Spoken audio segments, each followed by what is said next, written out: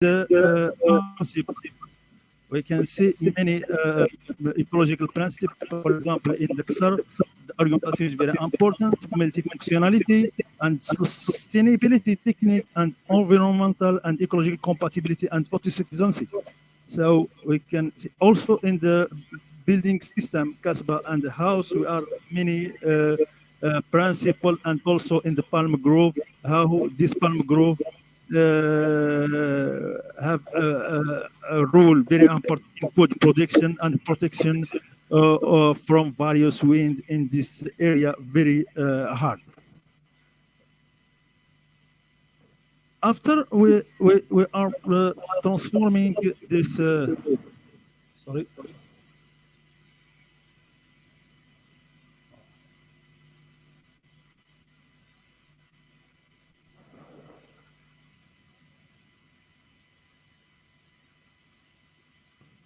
So we are transforming this principle to indicator, and this indicator we are transforming for our application, where we can control this and analyzing this indicator of original city.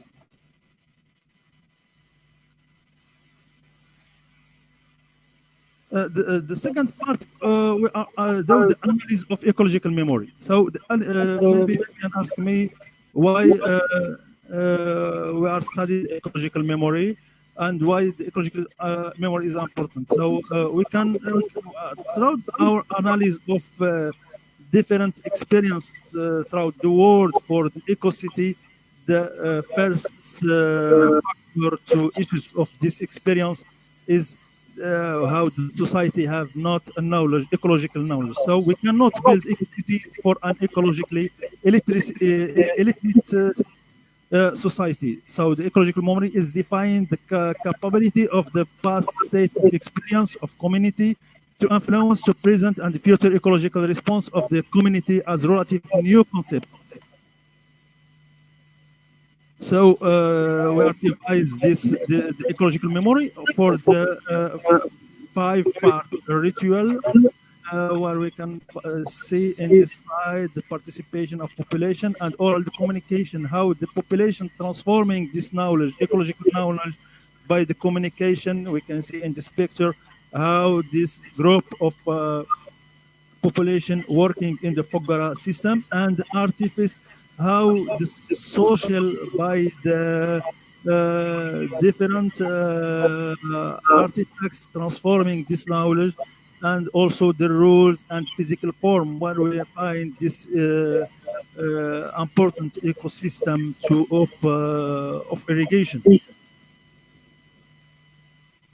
So we'll do detailed analysis of ecological memory existing in this region.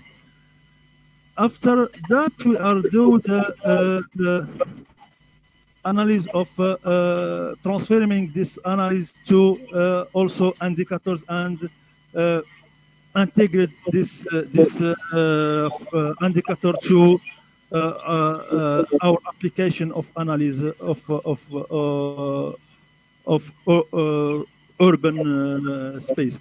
The third part is the analysis of green infrastructure. So the urban green planning, strategic planning approach that aim is develop a network of green and blue space in urban area, designed and managed to deliver a wide range of ecosystem service and other benefits of all spatial scale.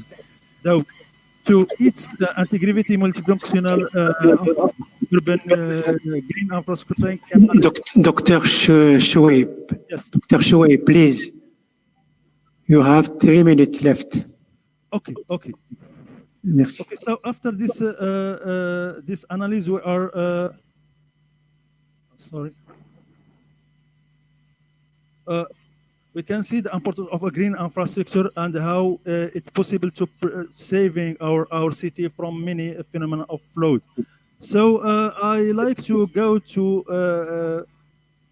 talking about briefly about this model of proposing for the ecocity in desert, and go directly to the suitability analysis. We can see in this slide the impact of potable water to this irrigation system in city.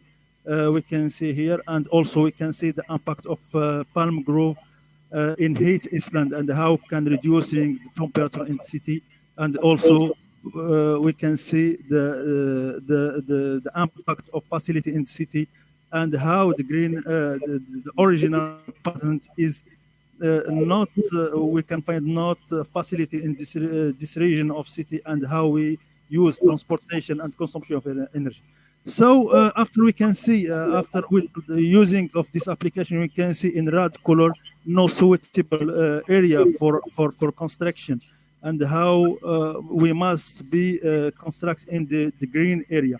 So I not detailed more this, but you have many steps like how we can make the choose and define the goals of our project and using this application in the last and make some scenario of our city in the future. So this is the idea of this new model. In the last, we are proposing a new model of eco-city, and where we are make different proposition and detail how we can make the urban farming in city and make different agricultural parcel with using this underground water system with the modernization of this system and using a new technology. And in the last, we are proposing the Eco City Desert Chart composed with 15 parts. And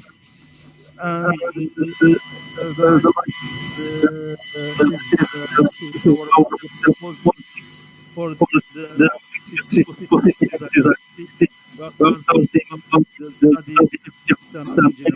so our dream to see this model of city in the south of Algeria. And thank you for your attention. You can observe our proposition for the future eco-city for the new Algeria, inshallah.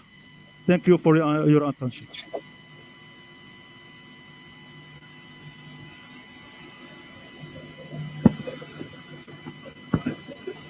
Dr. Shoaib, thank you very much for your excellent conference. Very rich, dense, efficient, and we hope that through it and through the model you developed, we could develop a future cooperation, and we have been hearing very carefully, and we hope we can develop useful cooperation for that is useful also for our country. Thank you very much.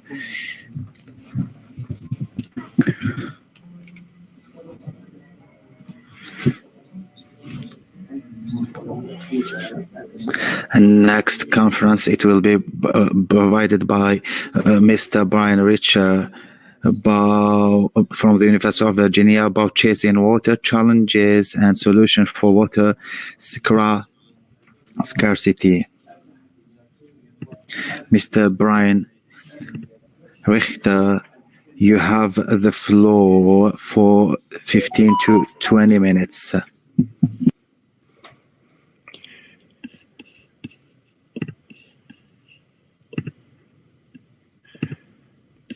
Thank you very much. I am trying to show my screen.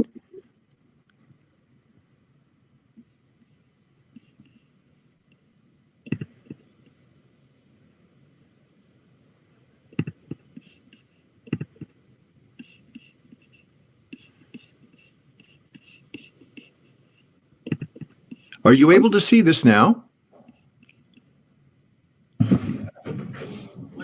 Yes, we can see the screen. Okay, thank you very much. Well, I'd like to begin by thanking you for this invitation to this very, very important conference. And also, I would like to extend my warm greetings to everybody that is participating in this conference. And I am joining you from the other side of the planet, where it is many hours earlier in the day over here.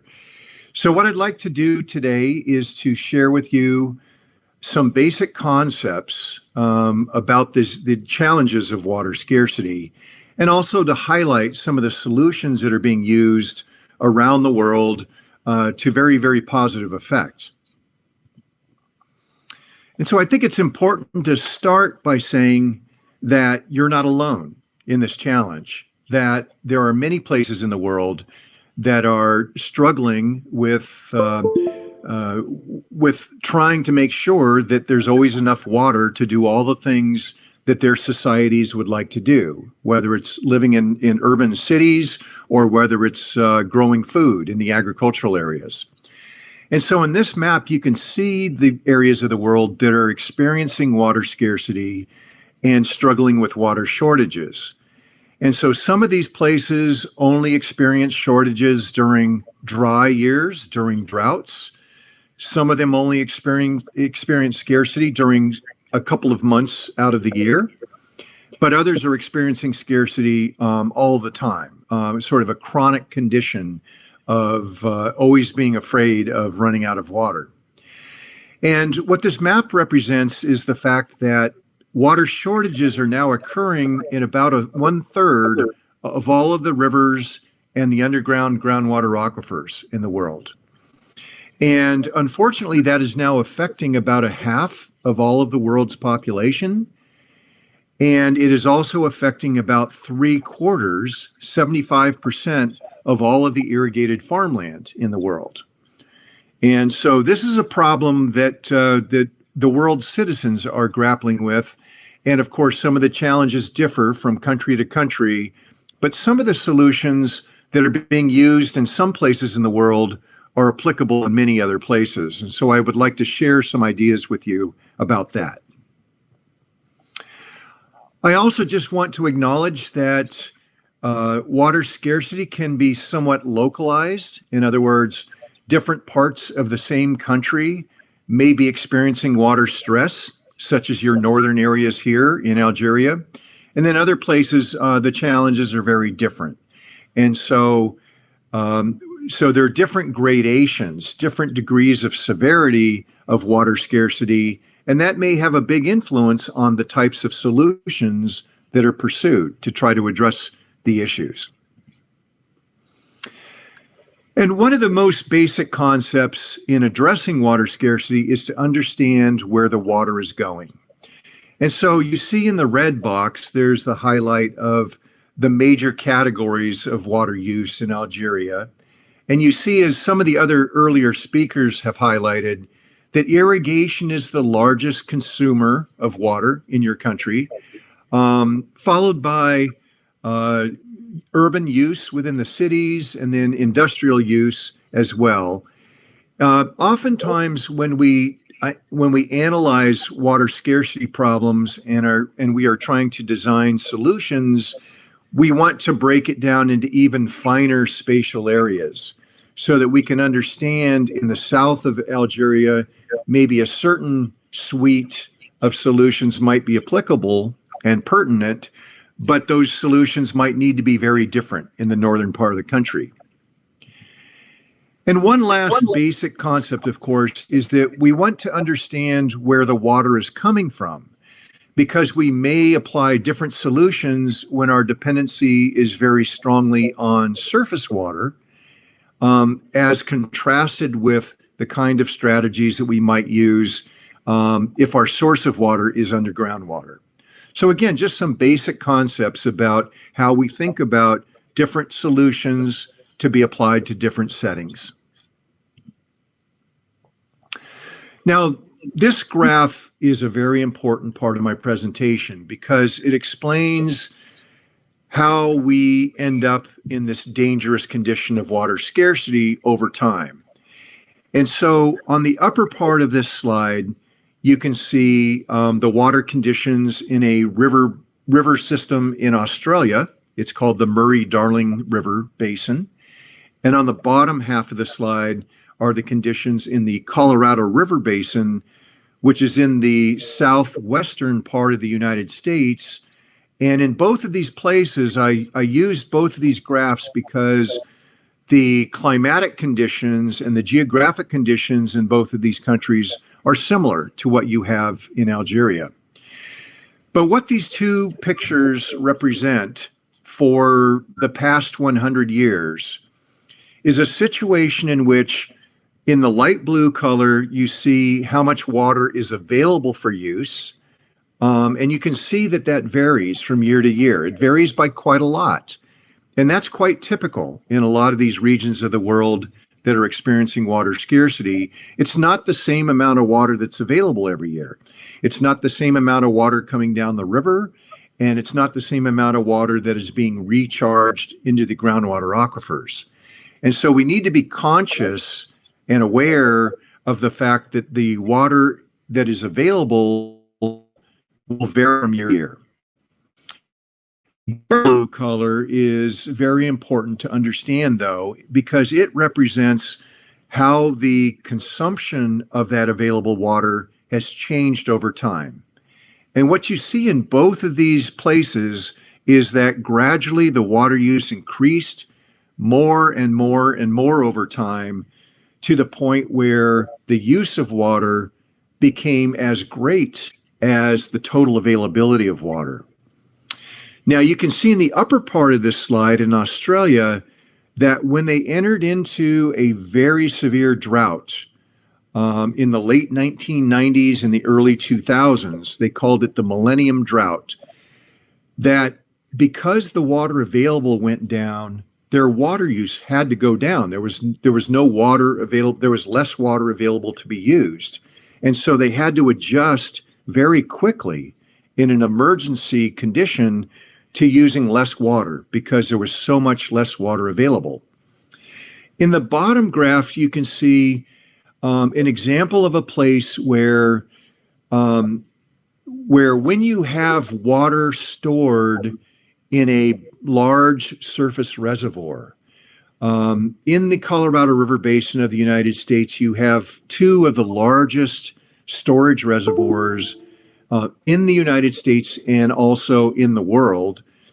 And one of the benefits of having that stored water is that during those occasions when the total use becomes greater than the water that's available in a particular year, then you can draw some of that water out of storage to make up the gap, to make up the difference. But you can't keep doing that for very long.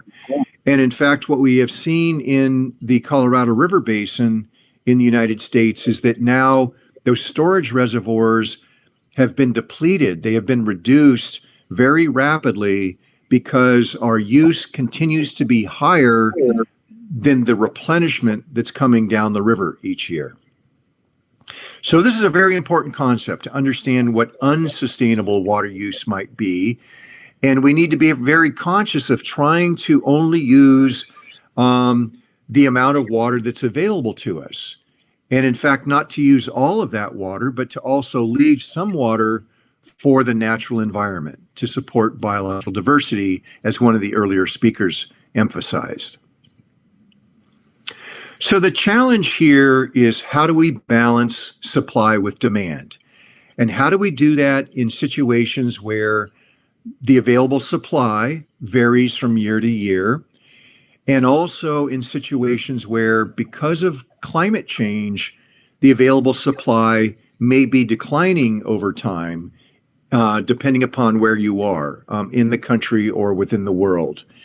In the Western United States, we are now already seeing a reduction in our river water by 20% or more, simply because the climate has warmed up so much. And the climate scientists are warning us that we are going to continue to have less and less water in the future because of climate change, and we need to be planning for that. We need to be adapting to that new reality. So we can think about different ways to balance a water budget. And you might think about these as different water management tools or strategies or solutions. And you can see that I've arranged these in a particular order according to how much the water ends up costing us as a result of the use of these different strategies. So some of the previous speakers have talked about desalination and also about water reuse. And in countries like Algeria, those solutions can be extremely important. At the same time, they are very expensive. So they may be appropriate to use in a larger city, but it may be very difficult to use it in irrigated agriculture simply because it's so expensive to implement those strategies. And by the way, those strategies are very expensive because they use so much electricity. But you can see here on this list, there are other strategies. You can bring in water or move water around to some degree. You can store water in reservoirs. You can change the management of the land, the vegetation, the soils, and that will affect how much water is available. But I really want to emphasize the last solution there, which is saving water through implementing water conservation measures, or in the water community, we refer to this as demand management. So again, if we're talking about supply and demand, you can either manage the supply side or you can manage the demand side. And water conservation is very, very important in all of the places in the world that are experiencing water scarcity. And I will say a little bit about that now. So first, let's take a look at some of the options that are available for reducing water use within cities, within urban areas. And I think this graph is very illustrative of the kind of success that some cities around the world are having with changing the way that they're managing their water. So don't worry too much about the units, the measurements here. What's important are the different graph lines and the degree to which those conditions have changed over time. So what I mean by this is the blue line at the top is the population of the city of Los Angeles. And what you can see is that over the last 50 years, the population has increased by 43%. Okay? So that's very challenging for water managers to make sure that a rapidly growing population like that doesn't run out of water. Now, the gray line is an indication of how much water each of the residents of the city of Los Angeles have needed on average. So what we call the per capita or the per person water use. And remarkably, through implementing various conservation measures, the people in the city of Los Angeles have been able to reduce their water use each year by almost half, by 43%. Coincidentally, it's the same number as the increase in population, but this is on a per person basis. They are using 43% less water each year than they did 50 years ago. So that's a pretty remarkable change. That's a pretty amazing success story for the people living in that city. As a result, the bottom line, the yellow line, reveals that over time, since 1970, the city of Los Angeles is using 23% less water in total, again, because each of the residents of the city and all of the businesses in the city are using a lot less water than they used to. Now, you might be asking yourself, how in the world could they manage to be so successful with this? So there were a couple of things in Los Angeles that changed over time. And I don't know, I haven't been able to visit your country yet. I do look forward to that in the future. I don't know how much water is being used outdoors to irrigate landscaped areas like this, but it was a very important part of the city of Los Angeles. And so historically, a couple of decades ago, there was a lot of water being used to irrigate outdoor landscape areas. But they shifted toward different plants, to different landscape conditions so that they could use a lot less water. And in fact, this greatly reduced how much water the residents, the homeowners in Los Angeles needed to use on a day-by-day or an annual basis because they didn't have to use so much water outside. By the way, it's not uncommon in cities in the Western United States for half of the water in the cities to be used outdoors like this. But also equally important is how to use water inside the homes and inside the businesses. And so over the last couple of decades, many countries have been able to encourage their citizens to use more efficient plumbing fixtures, more efficient water heaters, more efficient toilets, more efficient washing machines, more efficient dishwashers. So as these plumbing fixtures have become more efficient in their water use, it has contributed to a large extent in reducing how much water needed to be used in the city. And this was very, very important in Los Angeles as well as a lot of other cities around the world. Now, just a summary of some of the primary ways that different cities are reducing their water use. I mentioned outdoor watering. So many cities provide incentives, oftentimes a financial incentive, where they will pay homeowners to change their vegetation, to change their landscaped areas so that they will use less water.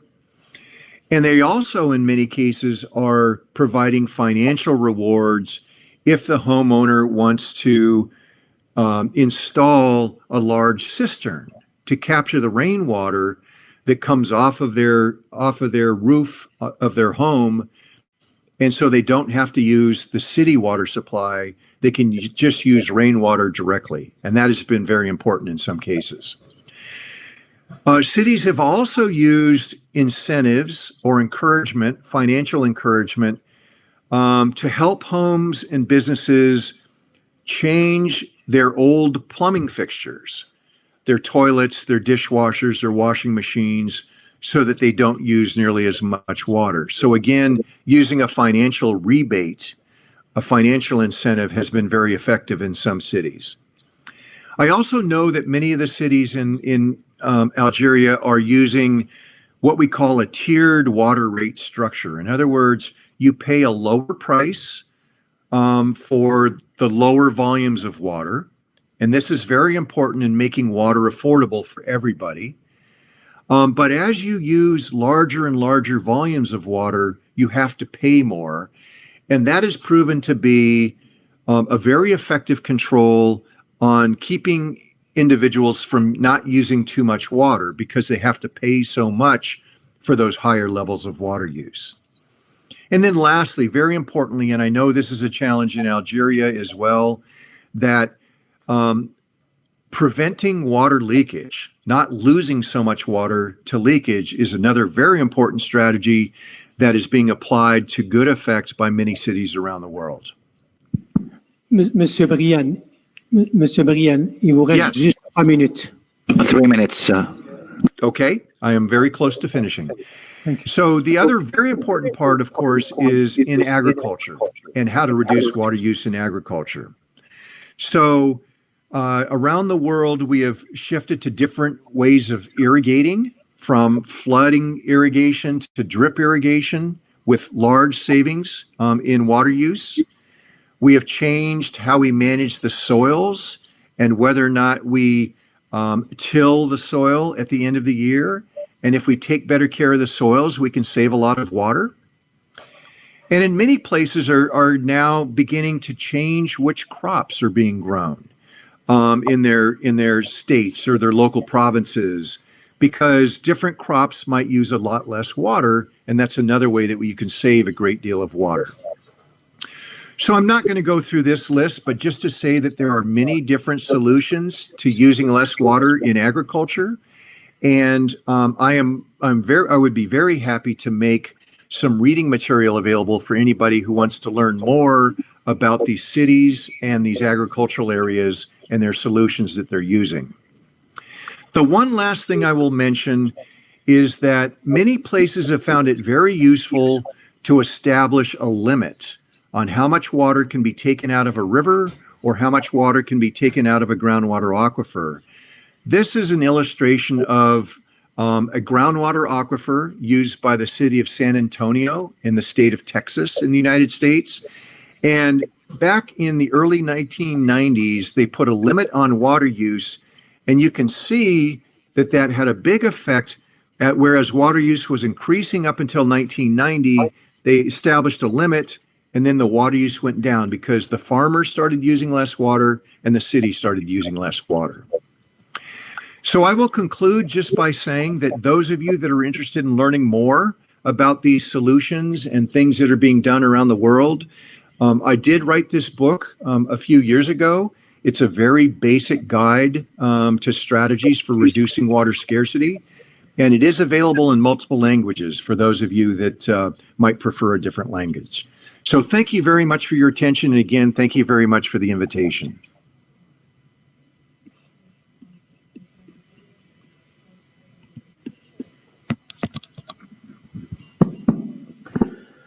Monsieur Brian. Mr. Brian, thank you very much for your excellent and very rich and very useful presentation. First of all, always we would like to apologize for the different time zone between Algeria and the United States. Your presentation, it was very useful. I've seen that we have many common points between your and our country, particularly speaking when it comes to water desalination and water transfer, also the use of the used water and to use it for irrigation. We have many things to say. In fact, you haven't visited Algeria, but we hope you will have the opportunity to invite you visit Algeria and work together about these common water problem. Your title, we are chasing water, how to find water. Yes, I like the title.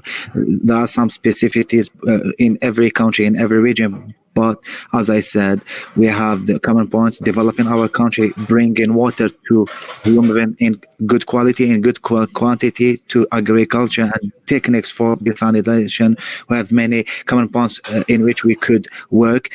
I hope in my own, on my own behalf and on behalf of our colleagues that we could receive you in Algeria to work together and exchange the experience. We listen to you, we learn from you. Maybe you will see many things in Algeria. The experience of Algeria in water desalination is very unique, and we have developed a lot in this field. Once again, thank you very much for your excellent presentation. And now I will move to the following one.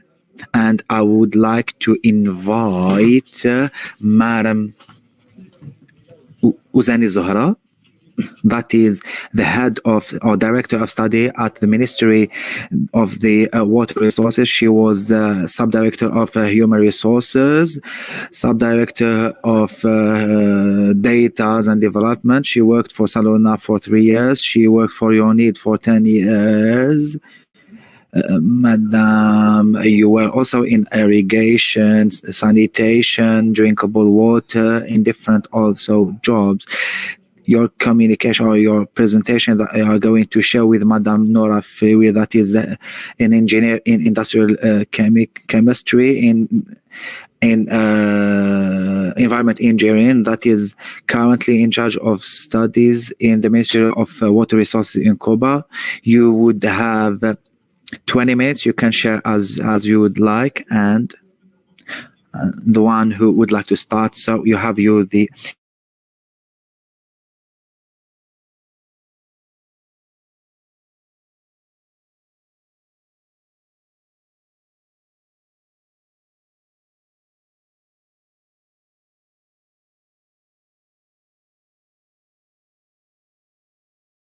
Mais si vous voulez ajouter un mot. In spite of the fact that I have introduced you, you could also add some things that we made about yourself, madam. You said everything. So, in the name of Allah, Mr. the President, ladies and gentlemen, dear guests, good morning. our presentation is as the following. The charter relating to water saving. We will tackle the following points: the water situation, the obligation to move to a water saving charter, the stakes, challenging the system of monitoring and evaluation, and we will have a conclusion at the end. So, in fact, the Charter of Water Economy touch all sectors in matter of water management and government. This charter intervene in a very particular context that knows water stress. So, as you know, Algeria in its geographical zone and the favorable climate situation with very irregular precipitation, and also in their region it's not shared equally. In drought for more than 20 years, stress is reduced by 20% in 2019 and 2020. The deficit is touched 30%. I will remind you that about the potential of renewable water resources from 18 billion meters square by year to only 10.7 billion is used for all usage type. So that's to say 63% of all potential. This indicator that is less than 500 meter cube per year and per inhabitant. Algeria is classified among the poorest countries. In addition to that, we have another factor linked to the deficiencies of networks to face the rarity of water accentuated by climate changes, which is climate irregularities. And also network that are old, pollution, the economy of water is a must today. And if we would like to preserve this water resource and improve its quality, we should put water in the core part, on the heart of all development and strategies, and struggle against all forms of pollution, develop a secure economy, design infrastructure of technology to save water, such as smart irrigation system, reduce the qualitative and qualitative impact of water. We have to control the quality, especially in remote areas where water resources are intended to the use of by the citizens. All that cannot be done without reacting on the behaviorism. We should not reduce or improve the volume, but we are looking for the rationalization and the best use of the resources. This use must be done on put in place through communication plan or awareness plan through a big campaign to touch everybody.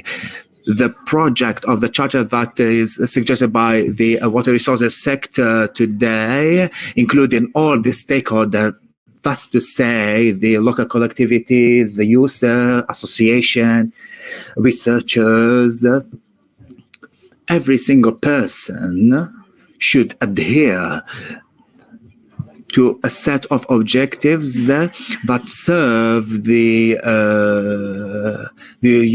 rational use of water, to reduce consumption of water, avoid pollution of water, use the water in a quality that is appropriate to the use, recuperate water of precipitation, and also reuse the used water after. Now, this charter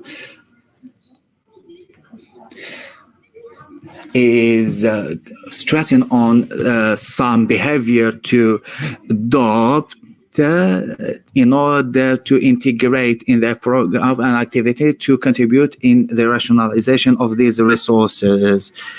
Now I will give the floor to my colleagues to tell you about the commitment of this charter that are 5. Thank you very much for your kind attention. Madam, you have the floor.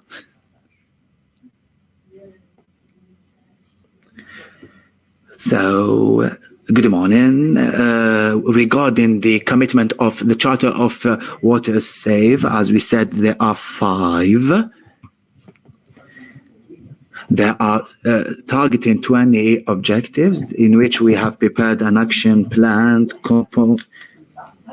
and some measure about the cost, the means, and it is long-term, starting by the first commitment, that is the demand management of water, that is, so to provide more water, as well as increasing the sampling under some mechanism and ensuring the efficiency of network. That's to say, adopting the demand to the offer to the demand. This commitment is declined to 6 objectives. The first one to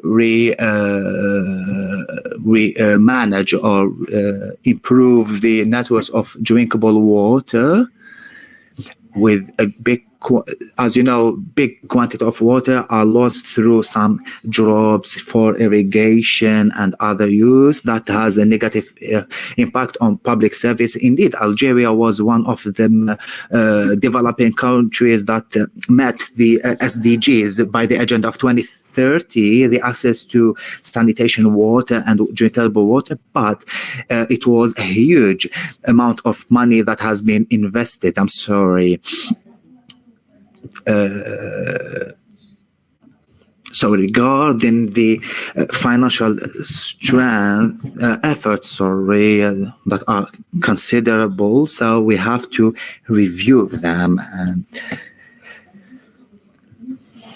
regarding this objective, we have to put in place some determined actions in order to reduce significantly the lost water by following the current operation of water rehabilitation. We have some network maintenance network by Marshall Plan by reducing the physical loss. The second objective is to reduce the waste and consumption of water. I will let you discover the main actor or initiator of this commitment. Reduce consumption.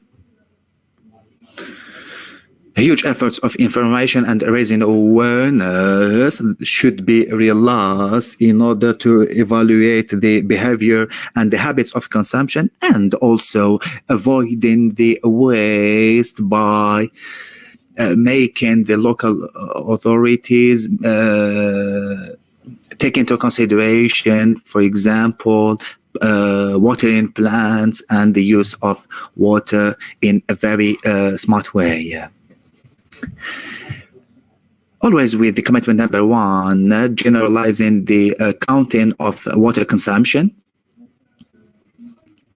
A good management of these resources move through the knowledge of the volume that is produced and consumed, and also to master the demand, especially for agriculture sector, as mentioned this morning by the president, that irrigation is most consumable sources. This is why also water has a social and populist approach in Algeria. Especially, we waste a lot of water. Non-build zones are more than 50%. We have also illicit use of water, and more, it's growing more and more. and that has a negative impact on water network functioning. So this is why we have to launch a campaign against water stealing that is more than necessary.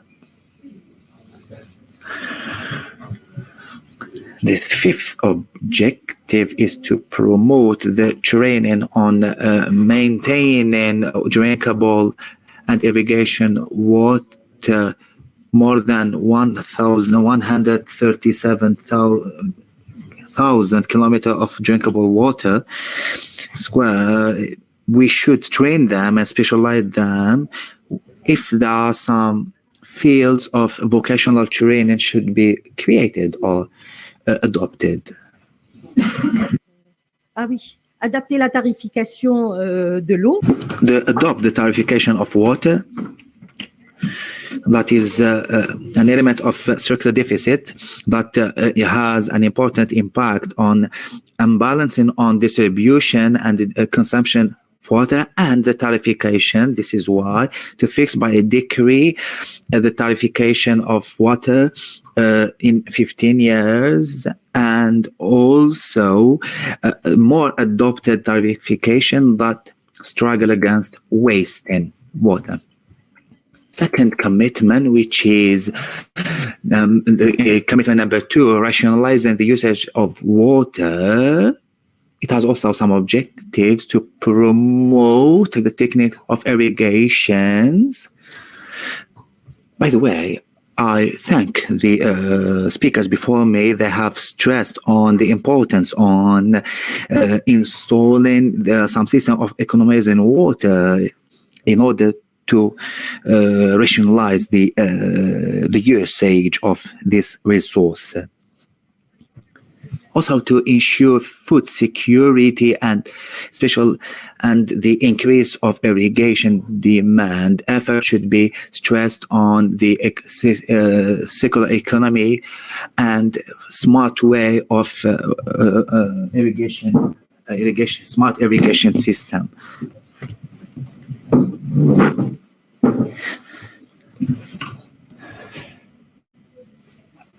I will let you know about the principal actors. Second objective is to recycle water in industrial sectors. It's obvious we have to prioritize, put it as priority to recycle water in treating water.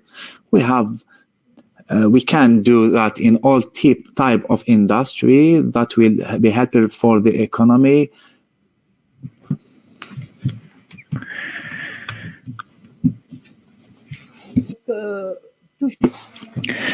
Always with the commitment number 2 in rationalizing the usage, we have to promote the equipment in a building. This is why to rationalize the usage in building. Mr. Kitab has given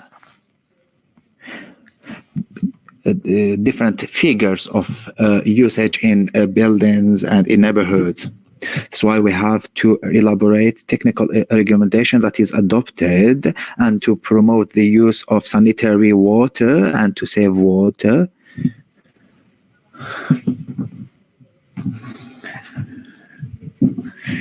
As well as we should favorize the mixed usage of spaces in building in order to make water more sustainable. Donc,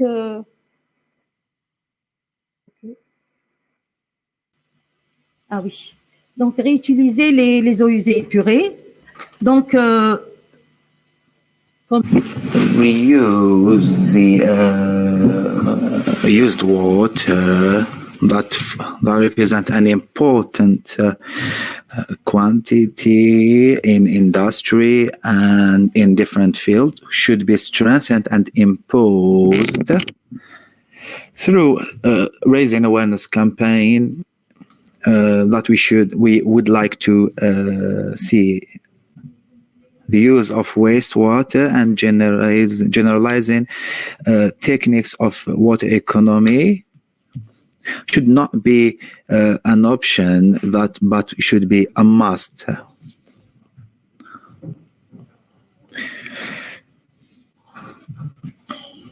Collecting precipitation water is a very simple and basic technique, but that offer many advantages. This is why we should come back to the good practices and to mobilize this water through putting in place some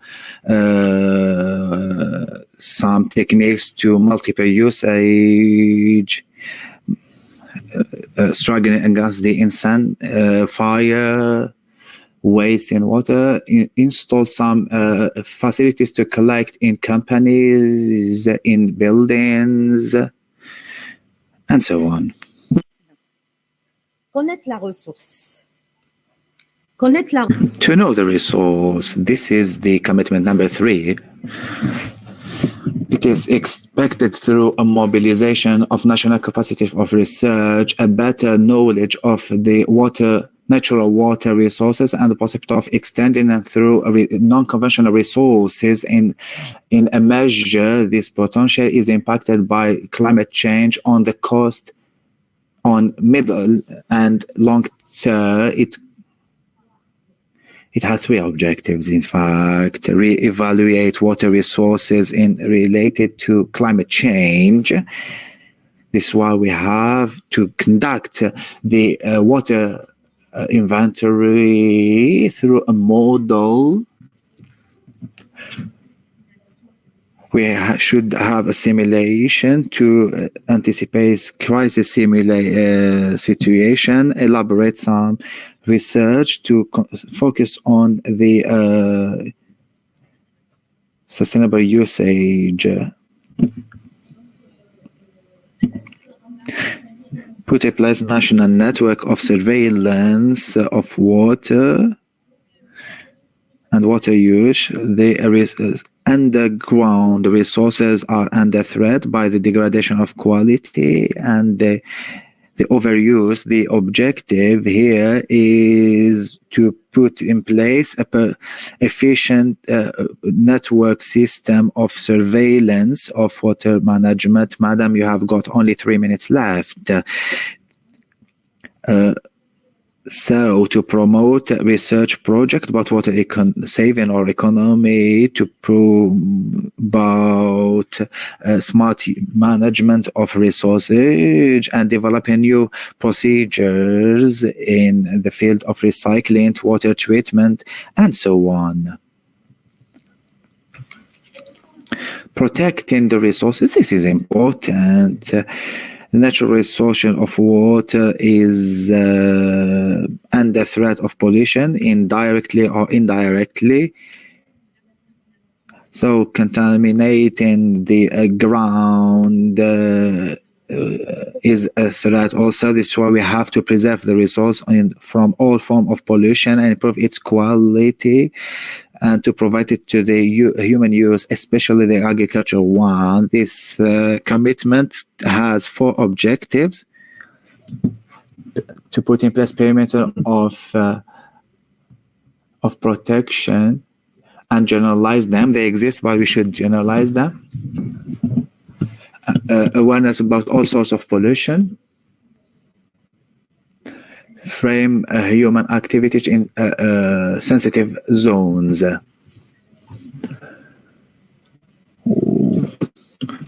We have to protect also the watershed through program of planting trees and other techniques. We have to intensify other techniques.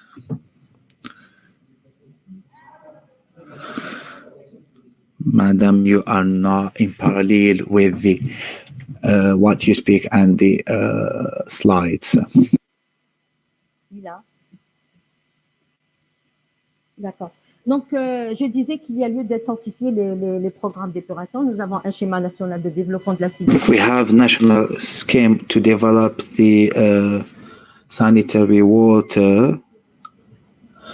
in urban and rural and remote area, we should put it in place and implement it according to the budget possibilities, and we will gain to reuse this water. So this is why it is important. We have 1 billion meter square or cube.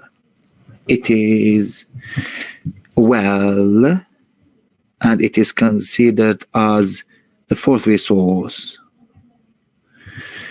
And the fifth commitment is to inform, to outreach, to raise awareness about the challenges, the economic challenges at schools. A rich program should be put in place by different actors. Madam, we are falling behind schedule, and since the charter is important, and we don't want to interrupt you, please, I will give you 2 or 3 minutes, and please give the floor to your colleague.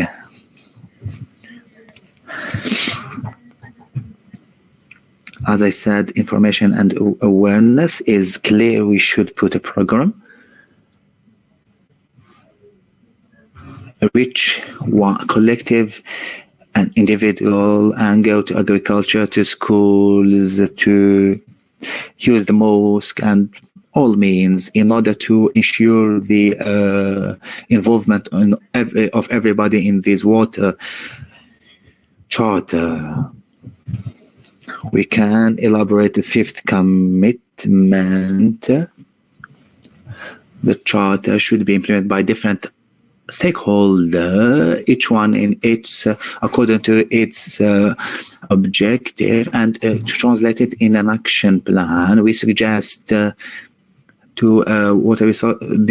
sector to create a national observatory of water economy to follow and monitor the use of water in quantitative and qualitative way, and on water economy and its sustainability and its usage. So this institution will provide measurable indicator to follow the evolution of the action plan put in place by the actors. Here I arrived at the conclusion and the summary. No need to repeat that we are in climate diversity and in need of, and we have a need of water, and we are suffering from lack of water. Here I arrived to the end of my presentation. I will give you 2 or 3 minutes, and please give the floor to your colleague. We have a huge demand, measurable indicator to follow the evolution of the action plan that is put in place by the actor. And one day I arrived at the conclusion and the summary and of my presentation. I will give you 2 or 3 minutes, and please give the floor to your colleague. That is put in place by the actor. And one day I suggested some orientation, guidelines, objective to my presentation. I will give you 2 or 3 minutes, and please suggest it requires a collective mobilization by all stakeholders through the 5 commitments that we have seen that are serving water. It insists on the emergency to put in place adaptation measures in short, mid, and long term to avoid crisis management, or to avoid it becomes more serious. So all users, all actors are invited: the state, citizens, economic actors, organization. And it will act on all plans, national plans in all fields. It has been elaborated and suggested to be enriched and shared with all stakeholders by including the suggestions of all the stakeholders. And it will be, inshallah, with God's will, put in place, submitted to the government. Thank you very much for your kind attention. Thank you, madam. Please, madam, stay with me here. Have a seat with me, madam.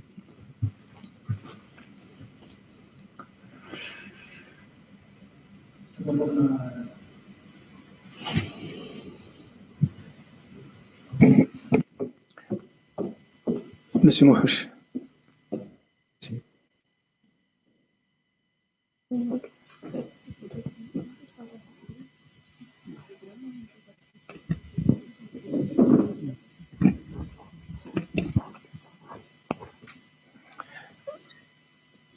Au terme de cette matinée, In terms of this morning, on all those presentations, I have to thank strongly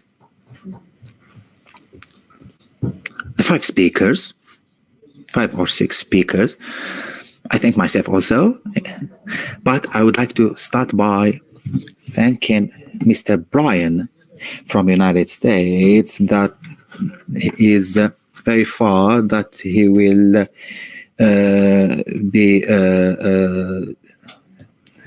I will thanking him for his conference. We are listening to him. We have his contact. We will exchange more and do more. And as I said, we hope that to see him develop a bigger cooperation about topics that are interesting for us. Mr. Brian, we have talked about water desalination, water transferred from region to other, and we have also transferred in Algeria water from Tamanas to Ain Salaf on 700 kilometers. About problem of irrigation, where we irrigate currently more than 1,000 hectares, and we are going to move to a bigger irrigation to Algeria from more hectares. We have a lot of things to share and exchange. Thank you very much, Mr. Briel, on my behalf as a speaker, and also on behalf of CNES, the National Economic, Social, Environment Council. And also, I would like to thank you on behalf of all our dear guests for your excellent presentation. Thank you very much, Mr. Brian. I would like also to thank Mr. Garut Shuaib from University of Okan of Istanbul for his presentation, for exchanging and the information they provided. We have also, since we are going to start the debate with the four speakers that are attending with us, and we start the debate and the recommendation with speakers that are online, if possible.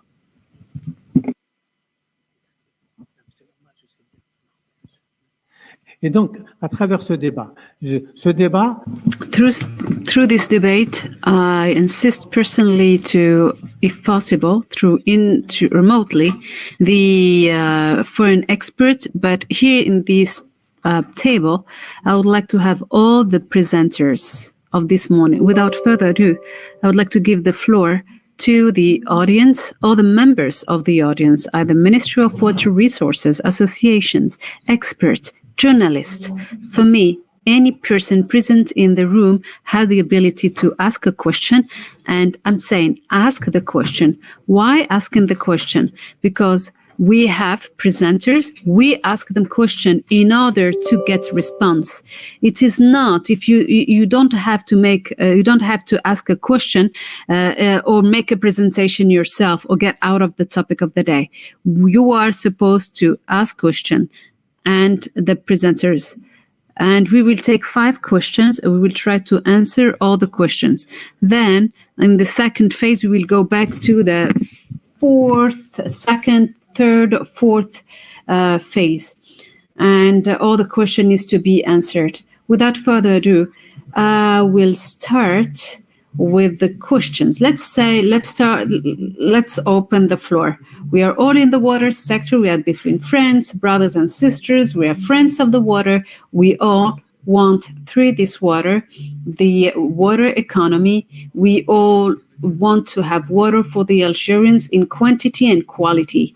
We all, thanks to this water, to have a development of industry, of agriculture, to have development in general.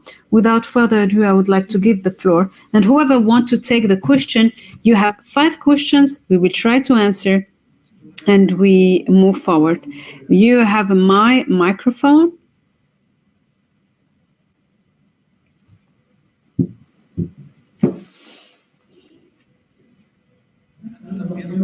So so when someone asks the question, he has to give his name, family name, institution.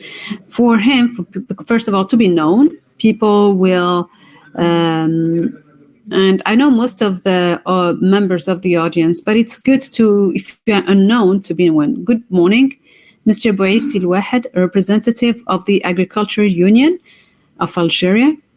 Good morning.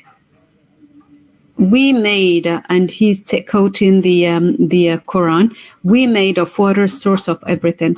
My intervention pertaining to water management, either rain water or anything else. I would like to thank the experts who made these presentations, either from Algeria or abroad. My intervention is pertaining to water or used waters. Used waters, we are based in Ain Benyan in Algiers. In the past, we used to have Beni Messous River. Then they used to have a lot of used water. And then we established oil station, oil and gas gasolina station. And then construction was made, and the river of Beni Messous became polluted. I remember this wed used to have fish. We used to fish, and now there is no more fish. Agriculture and farmers left their lands, and as a union, farmers' unions, we wanted to change it to purify and to have lasting culture and harvest.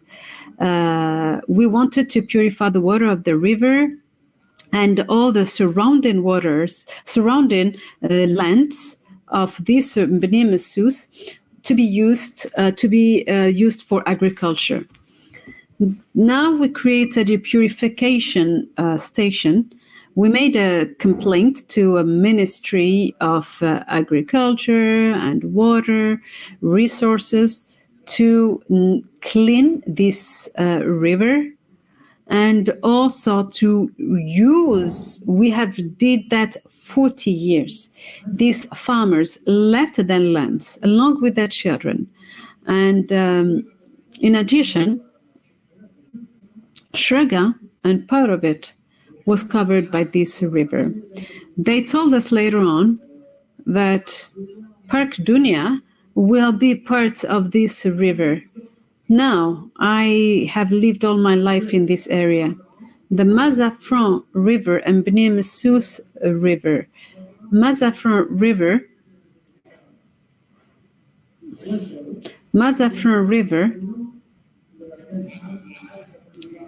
we had 100 milk cows without the calves, and we had a center and reserves. Animals were living from this river, Mazafran River. We did some studies. When we started putting all together, we lost everything. Everything was burnt. We realized that there was a factory that was built next to the river of Mazafran, and this factory was throwing their waste into the river. And that's how we lost another Mazafran. Thank you for your comments. Representative of Water Resources are here. They take note of your comment, and they will respond to your question regarding the used water station of Beni Messous and what needs to be done. Of course, now they will answer you officially. And at the end of the debate, you can discuss with them in detail about your request regarding your concern. I would like to add a last important element. The water economy and drop by drop. I have an offer. My offer in the past is that the fruit culture or the fruit harvest, we had drops that are at 20 millimeters and 20, 30, or 40 or 60. Now we have 10 and we consume more water than in the past. In this area, the Minister of Agriculture must raise awareness and say, your culture, like tomato, it's 20-30, and so then they buy the parameters of diameter of 30 or 20, and so on and so forth. You have to adapt based on your culture. Indeed, we have various elements that we want to discuss, and how to recover this used water.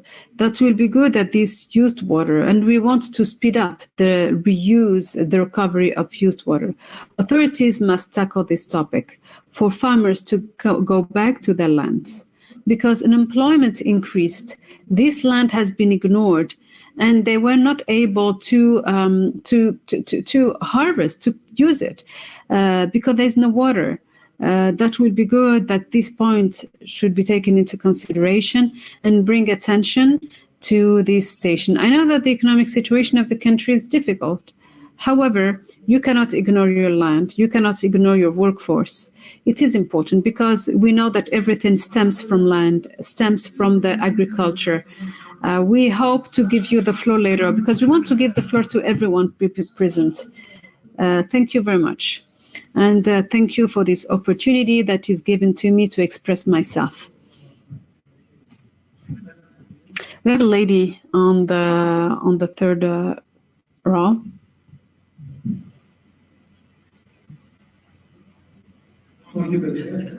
We have a Knes. We have people from the council. They're going to write the question for everything to be clear. So when we write the recommendations, all this topic will be tackled. They will go to the Prime Minister, to the President of the Republic, all this. So all your claims have been mentioned and they have been saved. Mr. President, thank you. My name is Mrs. Yasmina Rizwaba. I'm a Deputy Director of Waste at the Ministry of Environment. I held myself, but I held also the organizers and the participants of this important event.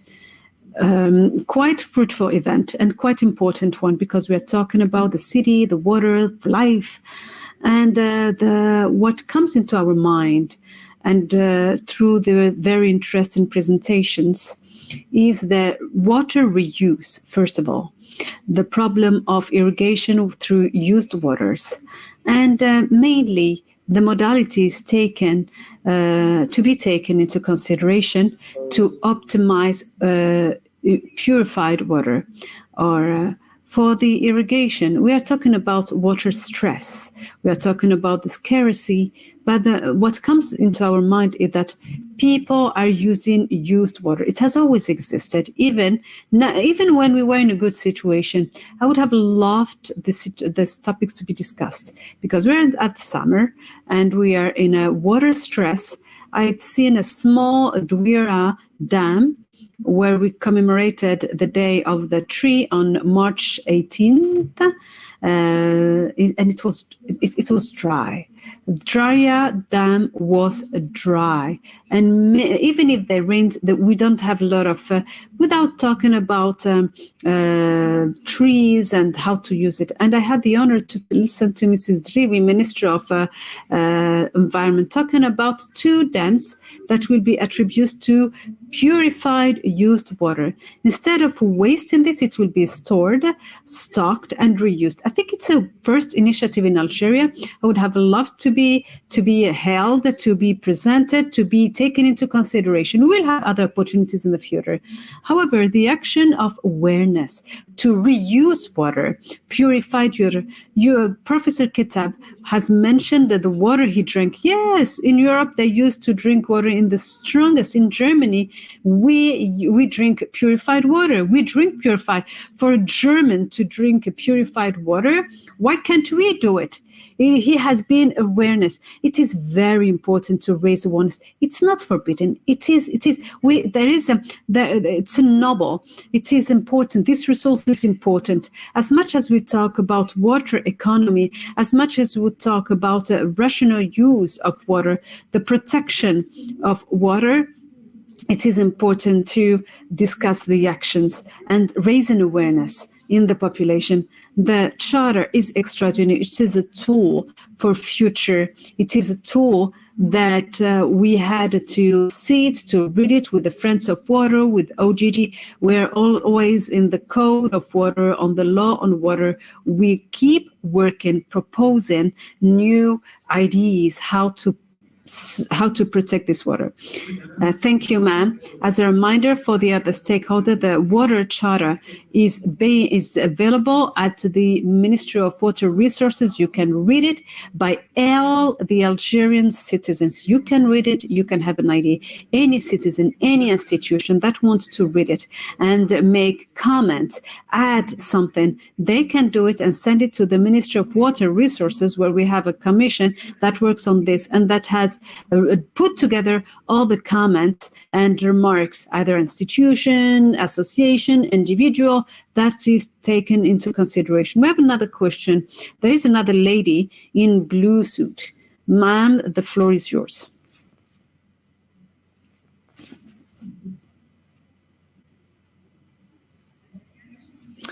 I would like to add something regarding the water reuse. If you don't have a question, please.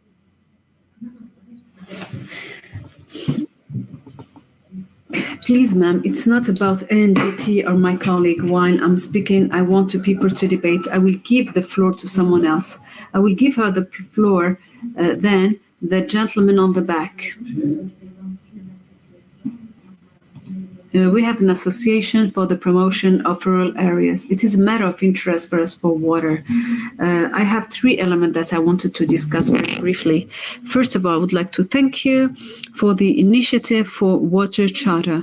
It should be open because we all want to be stakeholders. We want to add ideas. We want to be part of it. The second element is it is important to put a recommendation or to raise awareness or to use the media, social media sufficiently to see water being waste, to have a phone call that the measures are taken into consideration. Third of all, in this charter or any other charter, it will be good to have to put the culture that use water. It is no more that all the cultures need to be rational, streamlined. For example, if produce watermelon or fruit like strawberries, we should not waste water. We should protect the water. We must train people in order to prepare for other cultures.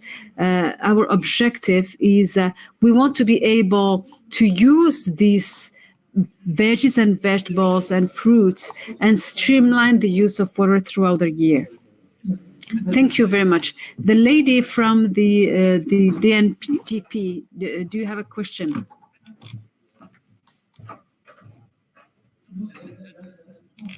So the assistants or the audience cannot ask questions, can ask questions but cannot answer questions. That's all what I want to say. So I would like to thank the presenters who clarified various topics, because we always seen, just to thank you for your presence. It is a new it is Mr. Khulalan from the Ministry of Environment. The first time that I participate to a conference in water, I always heard that the country is suffering from water stress. I've never been able to understand it clearly, but today you shed light on this effect. And Algeria is a country that cannot recognize the lack of water, and how the communications have been made allowed us to have to realize the acute problem we are going through.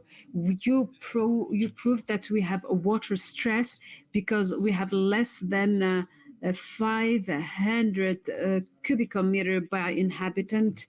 That Mr. Mouhouch said that it is more, it's 300. We are in the red. situation? Where is the action plan? You highlighted that 70% of the consumption go to agriculture, 20% to industry, and the rest is for general consumption. We must have an ORSAC plan. We have a charter that has been drafted. That's good. However, we need a lot of communication to raise awareness to the Algerian that this issue is real.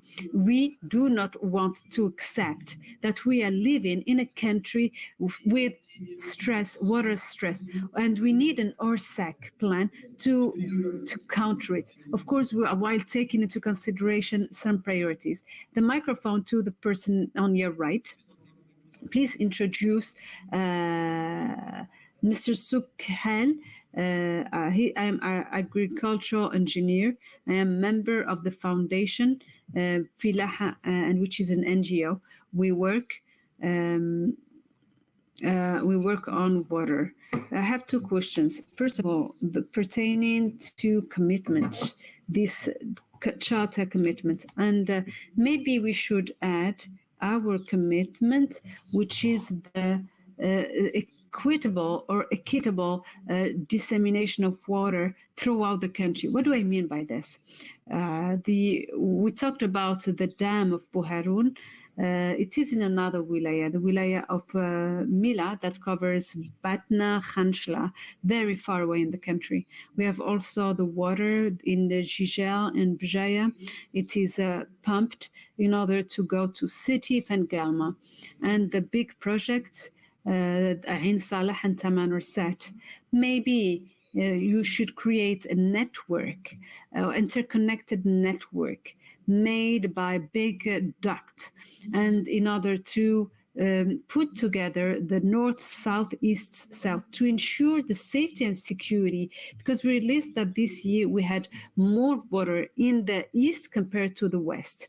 So sooner or later, we have to make regional transfers. Maybe we should put that into the charter to have an equitable dissemination of water, including the desert, because sooner or later we'll have to pump water from the south to cover some cities of the south.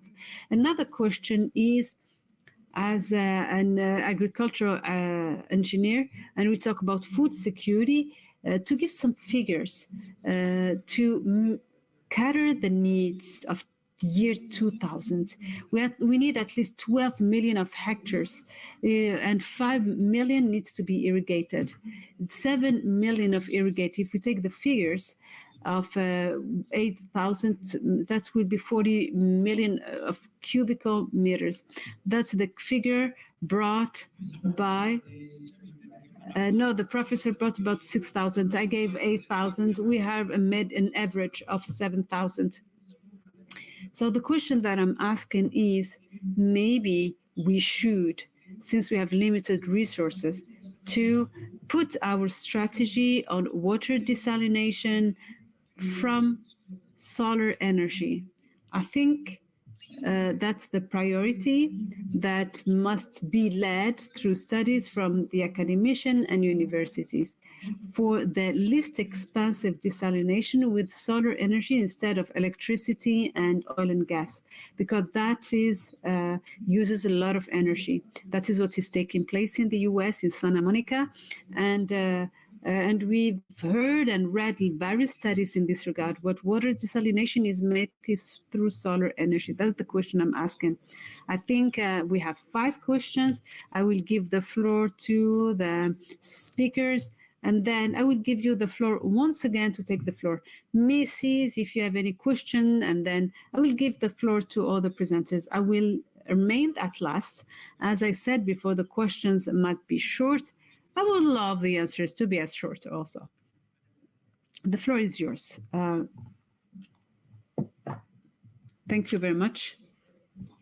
There was a question. The first question was pertaining to water purification of Nemesis and the reuse of used waters at this station, and why this is not used by the farmers of the region. For the Nemesis station, it is a station, quite an important station. it covers the treatment of west region of Algiers. That means that goes from Hammamet until the border of the Wilaya of Algiers. The used waters are being processed or treated. So when he was talking about the water, it is mixed with used waters, and currently we had collectors of Beni Messous. It is the belt of Beni Messous that collected all the rejected water in the Beni Messous River in order to be treated in the Beni Messous station.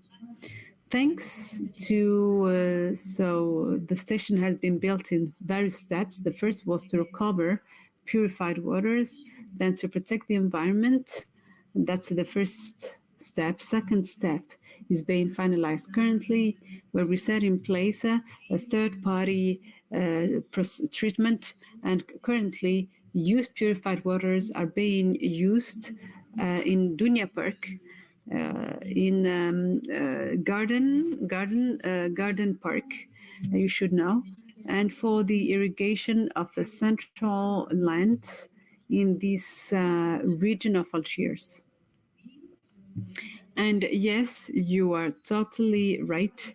In order to send water from this station to the lands, we have a budget. We take note of that. And if people give us their email, I will answer the questions with my colleagues in charge of those topics. For environmental collectors, the reuse, it is clear, as underscored by the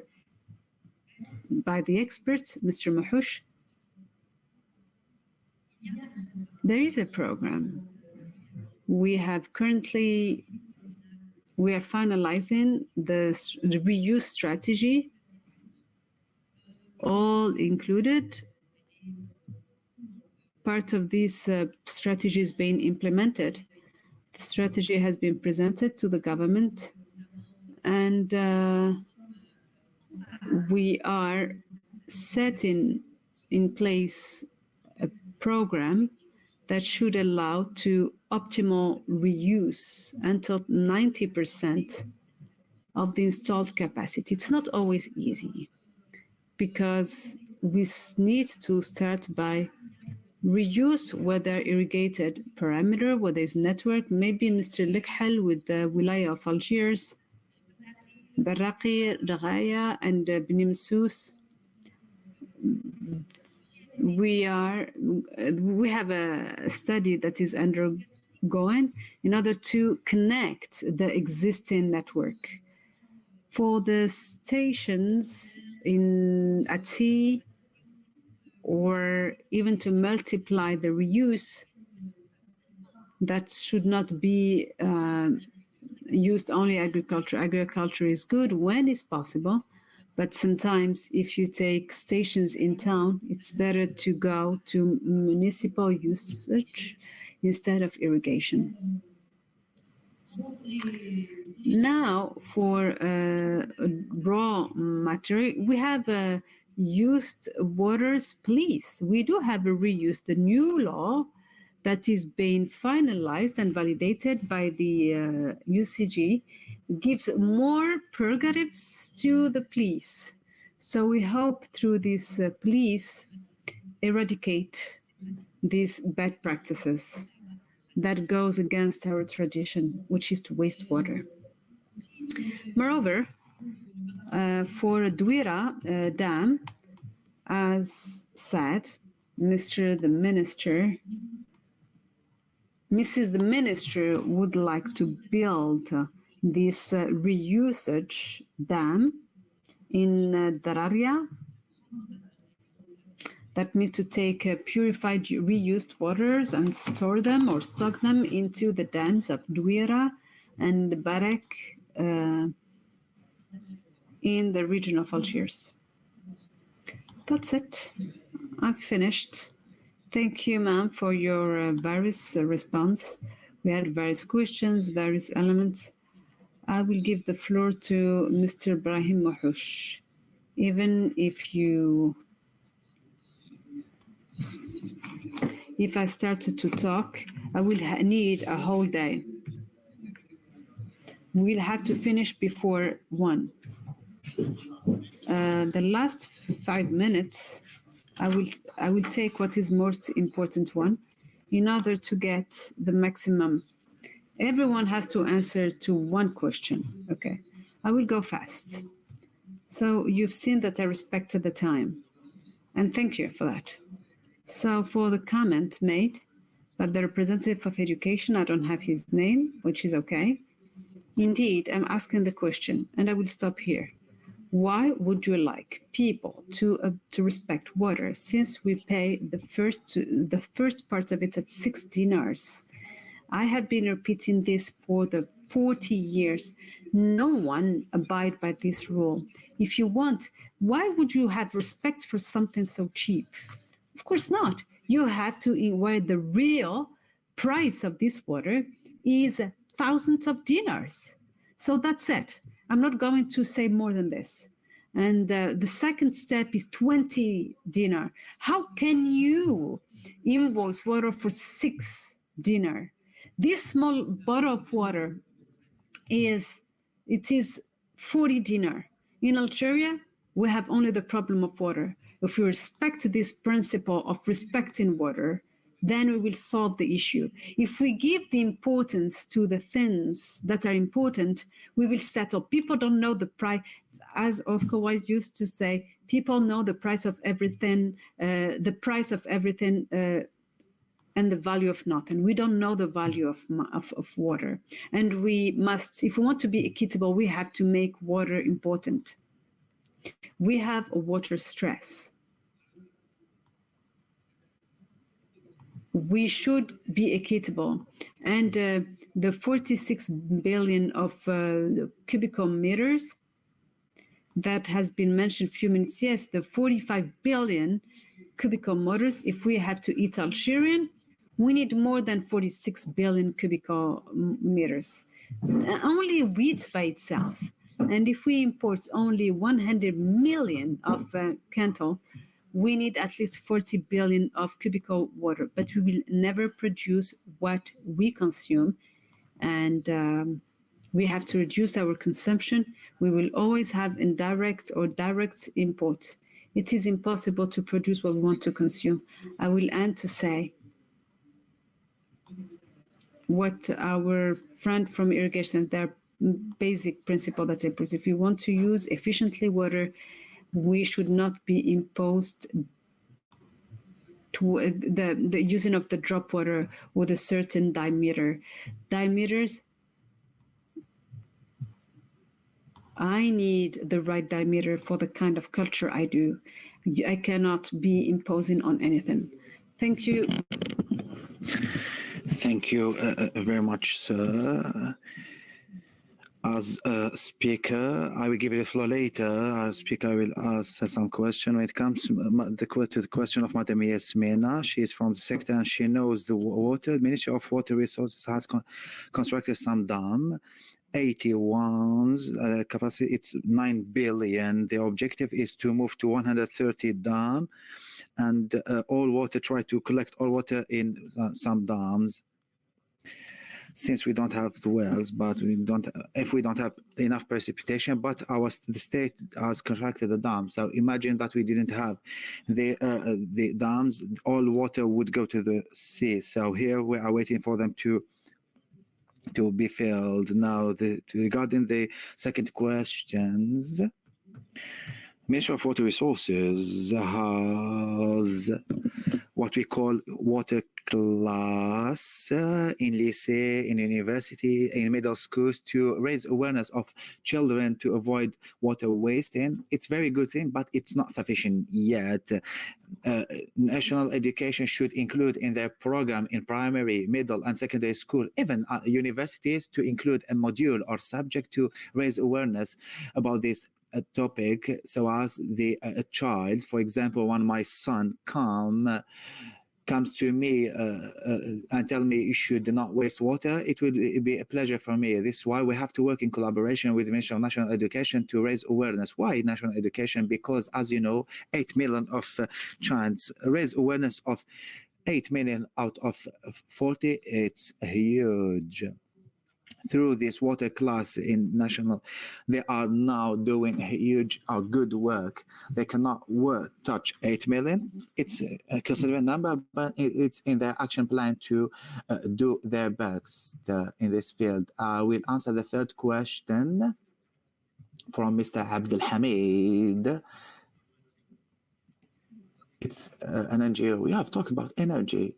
And here I'm looking and I'm saying that Algeria, as we have 3,500 hours of sun, and we are the most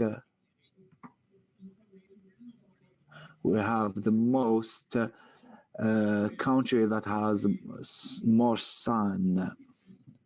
But we have this solar energy from different reasons. It's not high time to talk about.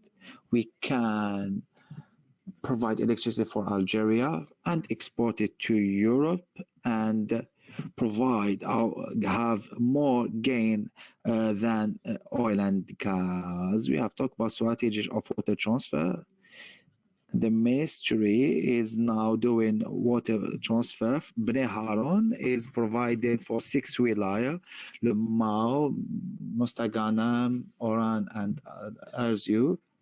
It's transferring now. Some dams are connected. In the policy of ministry, this connection between dams and region is done. I would call that this water solidarity, where we have more water, we should transfer it to other regions. We have to. In fact, we are doing that.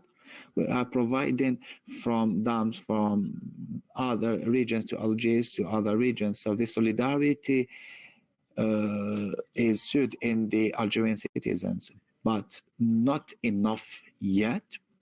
But what should we do with the solidarity, Mr. Mahouch, Professor Mahouch? We are a country. We are Aris. I can say we are Saharan country. Because that this point should be taken. 90%. We don't have enough water. We have to expect in the future. This solidarity should be done, and water transfer should be more and more conducted. We have some project that has been done by the Ministry of Water Resources to transfer from the south to the highland, the Haut Plateau in the middle of Algeria. This project is existing now. When we have a huge project, we have economic, social study, and it is under preparation now. But I said between 40,000 to 60,000 billion cubic meter economic social study divided by 10, it will be 5. We have the autonomy, but before moving to the southern water, we try to see with new mechanism, not only dams, not only the use of wastewater, not only desalination. We have the fifth one, that is to say it's high time to raise people's awareness to consume less, and there is a mean to do so. We have different ways to do, for example, tariffication. Indeed, tariffication is a powerful factor. Yes, people's awareness to consume. Against it won't between only tariffication. Tariffication alone to save water, it's not. I'm against that. It's why among my suggestion, we have to review the current tariff. We do 5-1, social one, 9 cubic meter free. Why 9? World Health Organization said that we need 25 liter per inhabitant per day. I will provide them for free. 25 multiplied by 4 or 5 in family, it's 9 cubic meter. The second one, it will be between 9 and 30. It is a social price, which is subsidized by the country, by the state, between 30 and 50, which is normal, but more than 50 here we apply the real tariff for industry, for agriculture, or for even individuals. But in fact, as you know, in Algiers now, the meter cubic water, desalinated water, is 120 dinars. So the ADU pays 120 dinars to a cubic meter. Mr. Hamaran is still with us. Desalinated water, we buy it in, but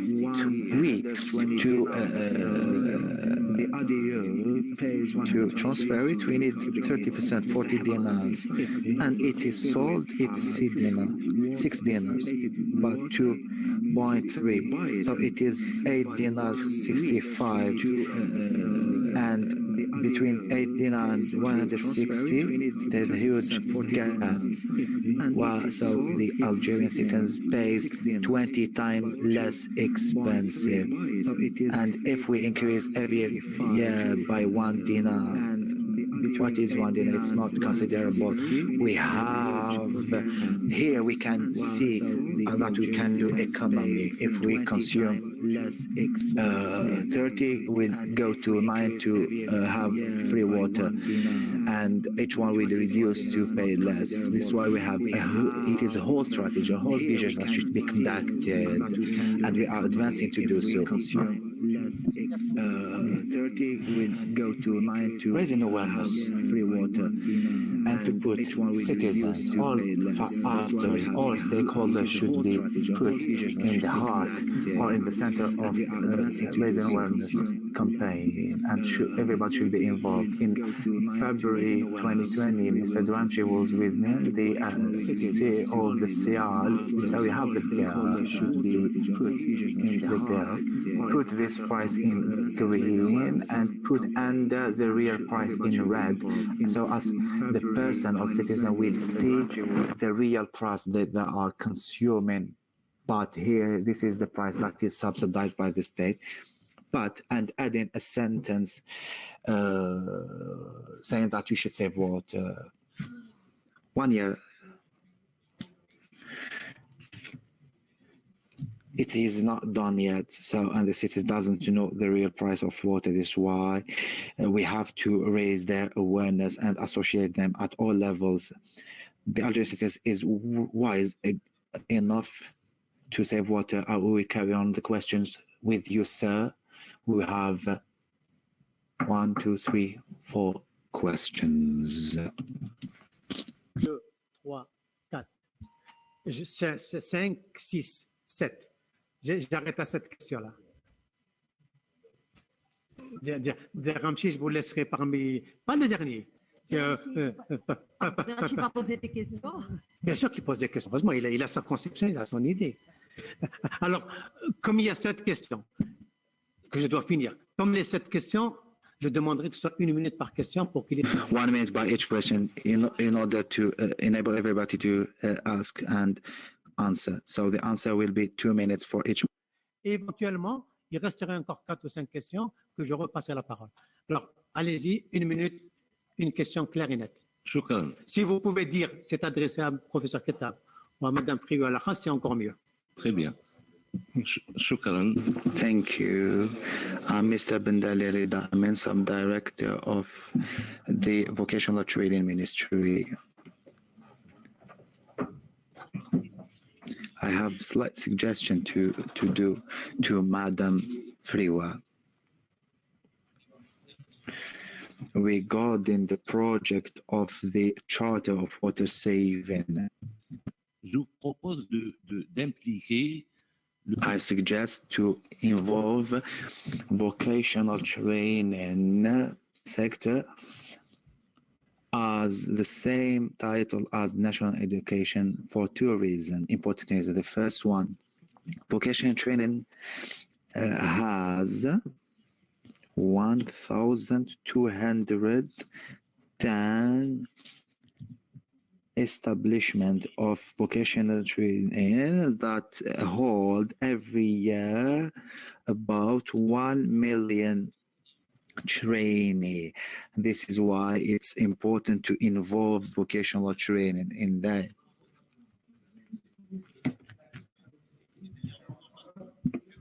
Thank you very much.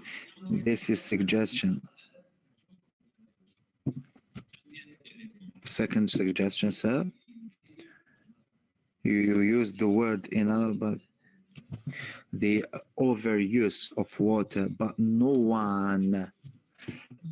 one has explained what we mean by this word.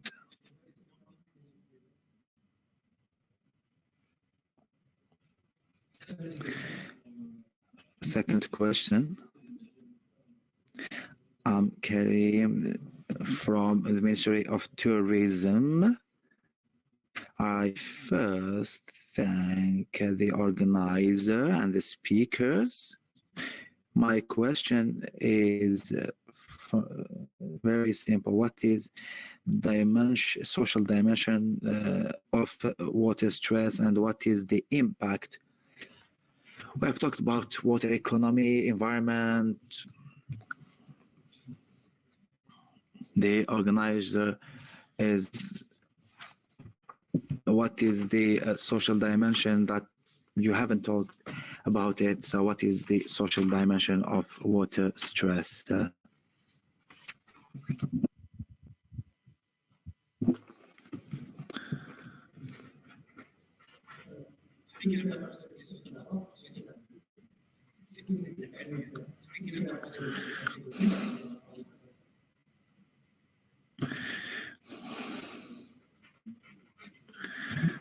Mr. Zalmate, sir, I am a consultant of LAPAP from the Association of Algerian Producer of Beverage. Just to tell you that our association, we are 45 national producers, including those who are in the producer of mineral water and source water in bottled water. Members of our association are involved in all this process in using and reusing the treated water.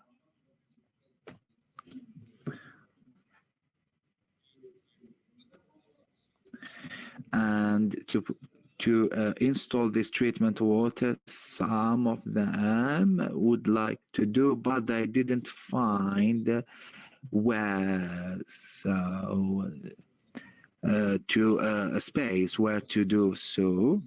This is why we have to mention that in Riba we have two companies, Tongo and Fruita of Coca-Cola, that are doing a common water treatment station. I don't know if you know that the last finance law increased the tax on the processed water usage. It was at 25 dinar by cubic meter till December 2020, and the finance law in 2021 increased to 35 dinar, or producer of the producer pay a tax.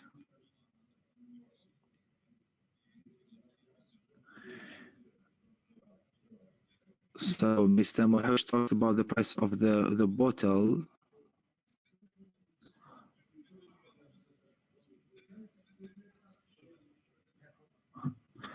So 58% are fall under the benefit of the state. So the redevability from 1 dinar to 2 dinar by liter. So the speaker say it's not enough. We have to add and there is a tax of the quality of water as well. Thank you very much for your question.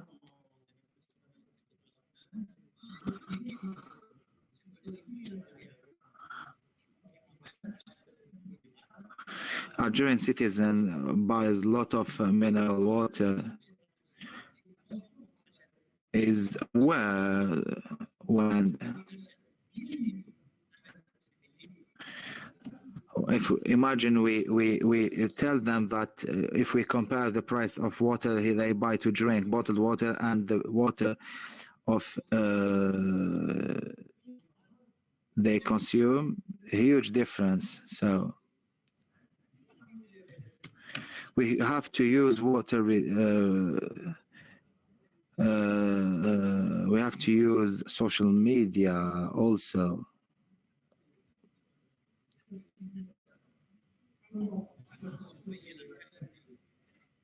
How to follow the quality of water resources. This person is asking through social network how to do to avoid the pollution of underwater underground water. One of the speaker will answer at the end. We give the floor to the gentleman of the ENPA.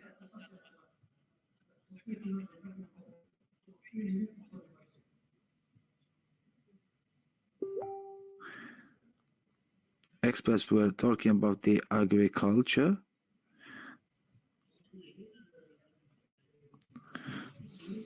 Indeed, agriculture is more is consuming more, but they are not rationalizing the use. This is why we have to rationalize water. I don't know how they did the study. Sometimes a technique consume more than another one or less than another one. But drop by drop irrigation consume less, but still it is not rationalized because people do not respect and do not have norms, or they do not respect the norms and standards between the type of agriculture to other. This is why what we ask is to get closer to the agriculture and let them know how to save water. Indeed, it's good to do conferences, but we have to move to the field and work with them directly.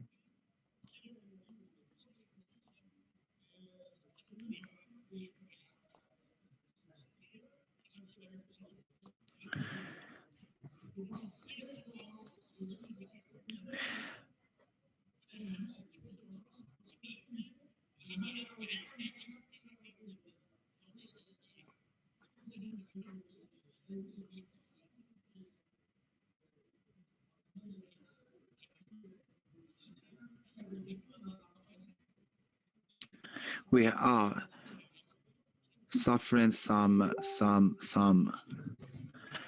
other kind of problem as agriculturer that will have an impact the water use also.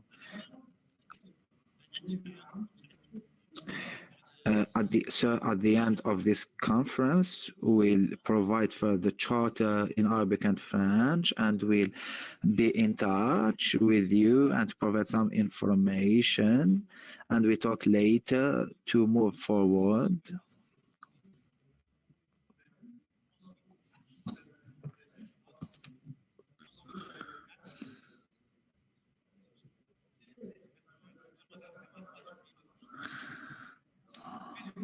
D'accord. 4 personnes. Allez-y. Professeur Chebaka, professeur Mohamed Nasser Chebaka, professeur à l'École nationale supérieure d'agronomie. Professor Nasser Chebaka, you can introduce yourself. You are in more, have more experience.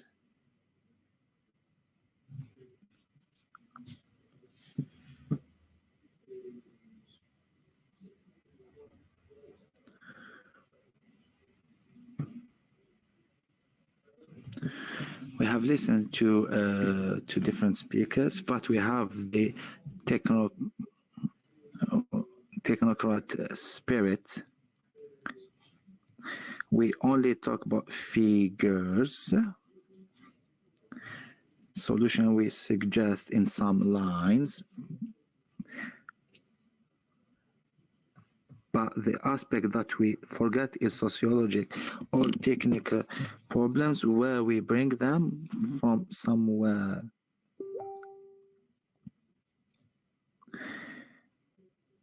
So, and I believe that we have to declare an emergency state to put in place some structures and measures, and I've seen that this aspect is only expressed by one line in the charter, in spite of the fact that it is the most important.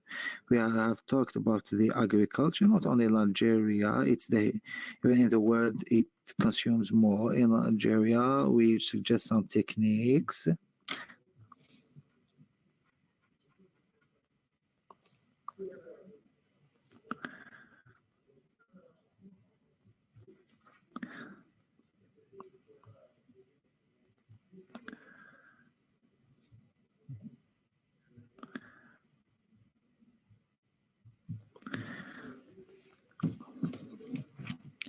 So we have forgotten to talk about the dam. We cannot.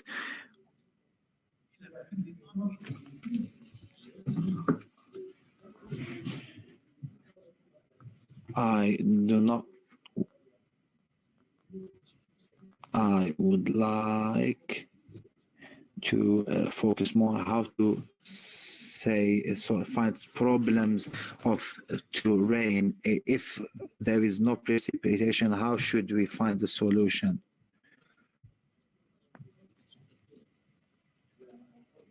If we work on the offer, if we base on offer and demand, we have to tackle the demand.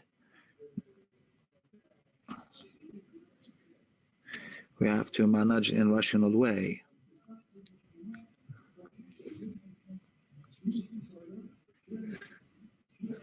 If we carry like that, we cannot offer water to the agriculture, to the citizens, and so on.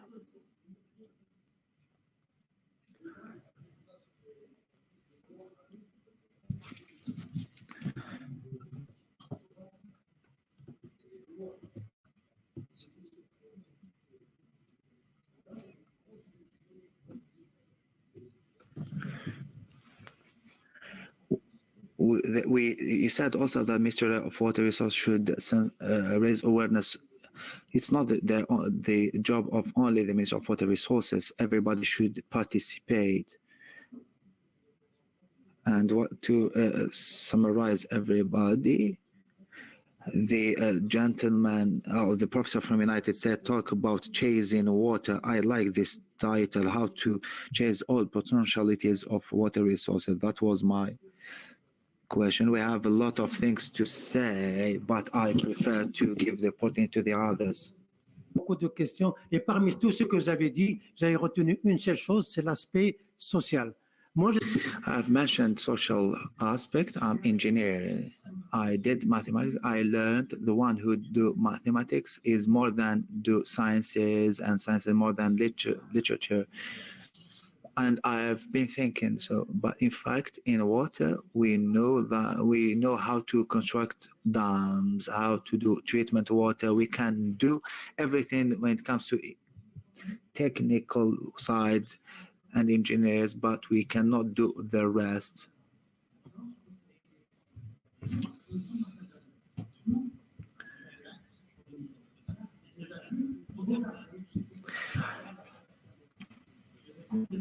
So I know that recently we have conducted an investigation, social investigation about this regard, and it is important, and we have to understand the social side.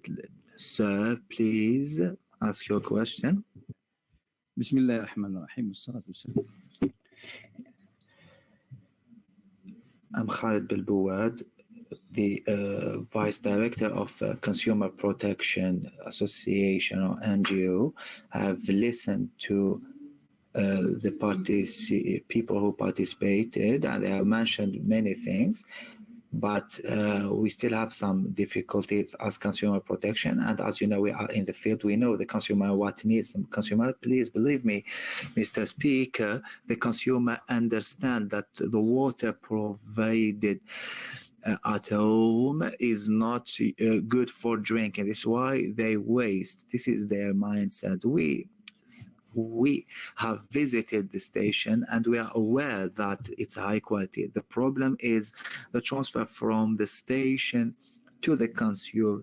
Sometimes it arrives not drinkable, and in its mindset, they have to drink bottled water.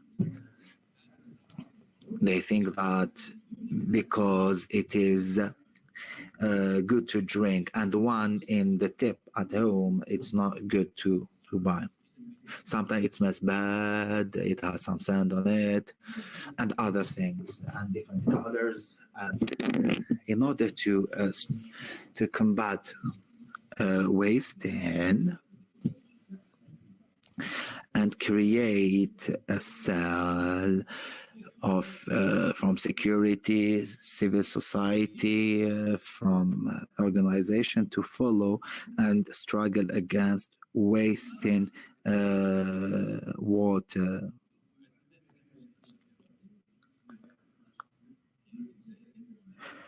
Also, it should be we should have a call center to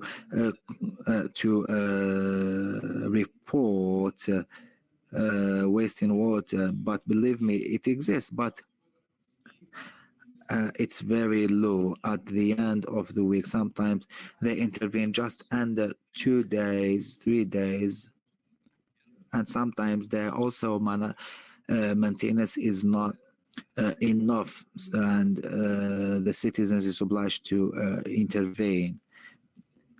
Finally, from our colleague from Los Angeles said something beautiful. They did a model and made suggestion and did good solution to save water and struggle against wasting. Why not in Algeria we take a pilot wilaya and to conduct this, apply this model, and we try to save money, water. We have talked also about raising awareness. It's our job.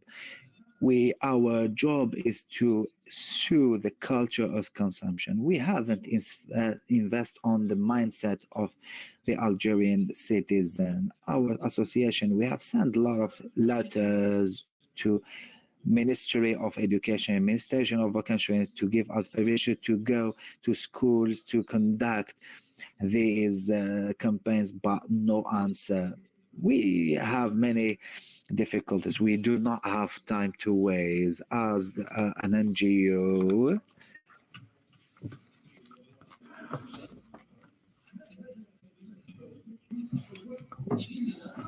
we have members that make huge efforts to raise citizens' awareness.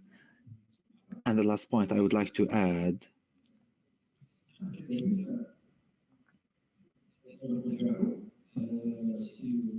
Mr. Mohouj said, or has given some suggestions,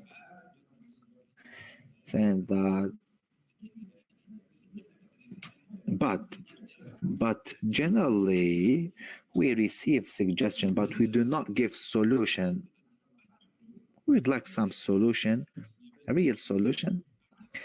If we see our colleague from Los Angeles has given some real solution, a real example, and thank you very much for your kind attention. Thank you very much, Mr. Khalid.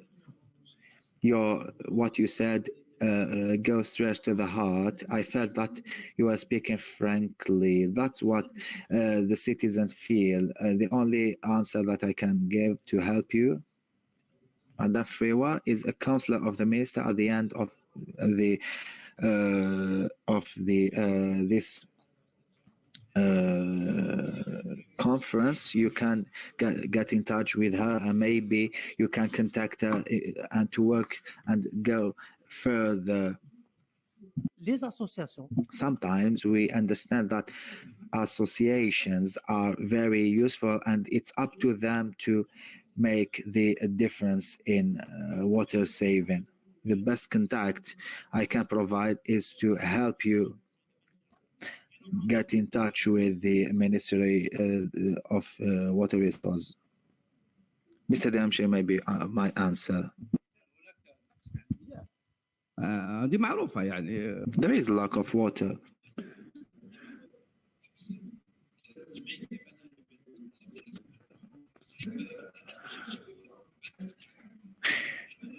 We receive that there is a water cut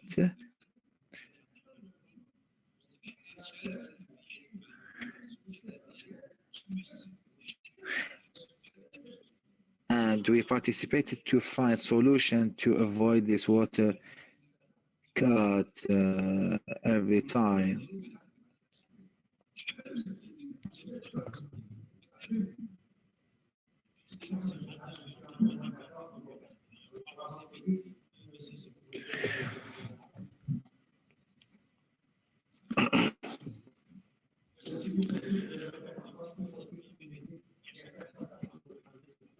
Please, 1 minute per question.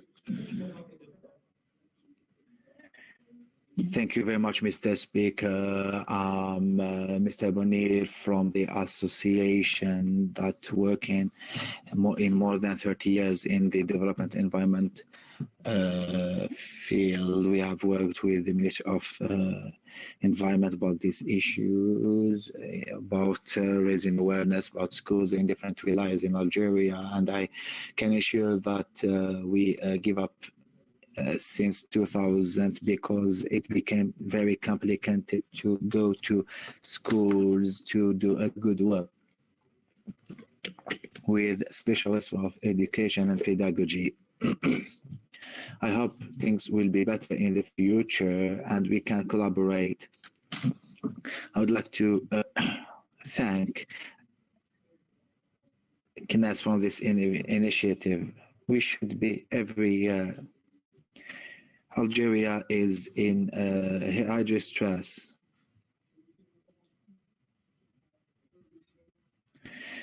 And crisis, and sharp crises come back every 5-10 years.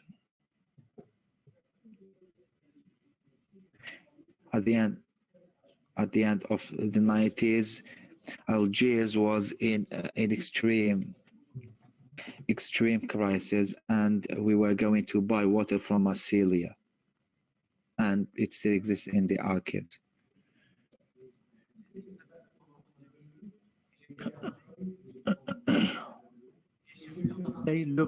I confirm that I was in Marsilia and they were prepared to export water to Algeria, and after that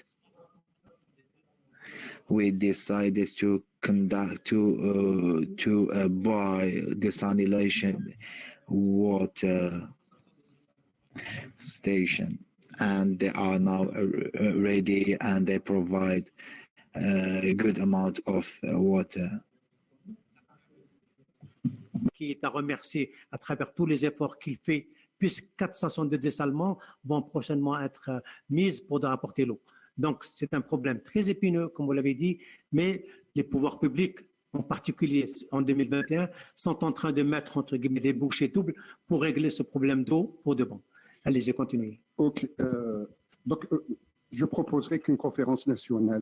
I think it would be good to have a national conference on water per sector, and the civil society should be included on a regular basis.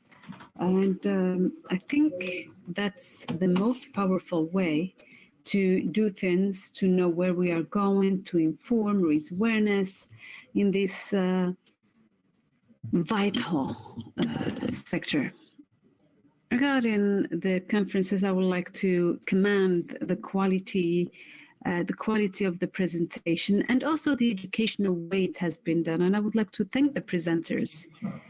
Don't say too much, they will blush. So it's so in overall, my questions, my observations regarding the rainwater, Mr. Mahoush and the representative of the Ministry of Water Resources discussed it. I think that there was a nuance between both. If I did understand, Mr. Mahoush was talking about the recovery, the separation between used waters and rainwaters and the recovery of waters. I think it is important what Mr. Mahoush said.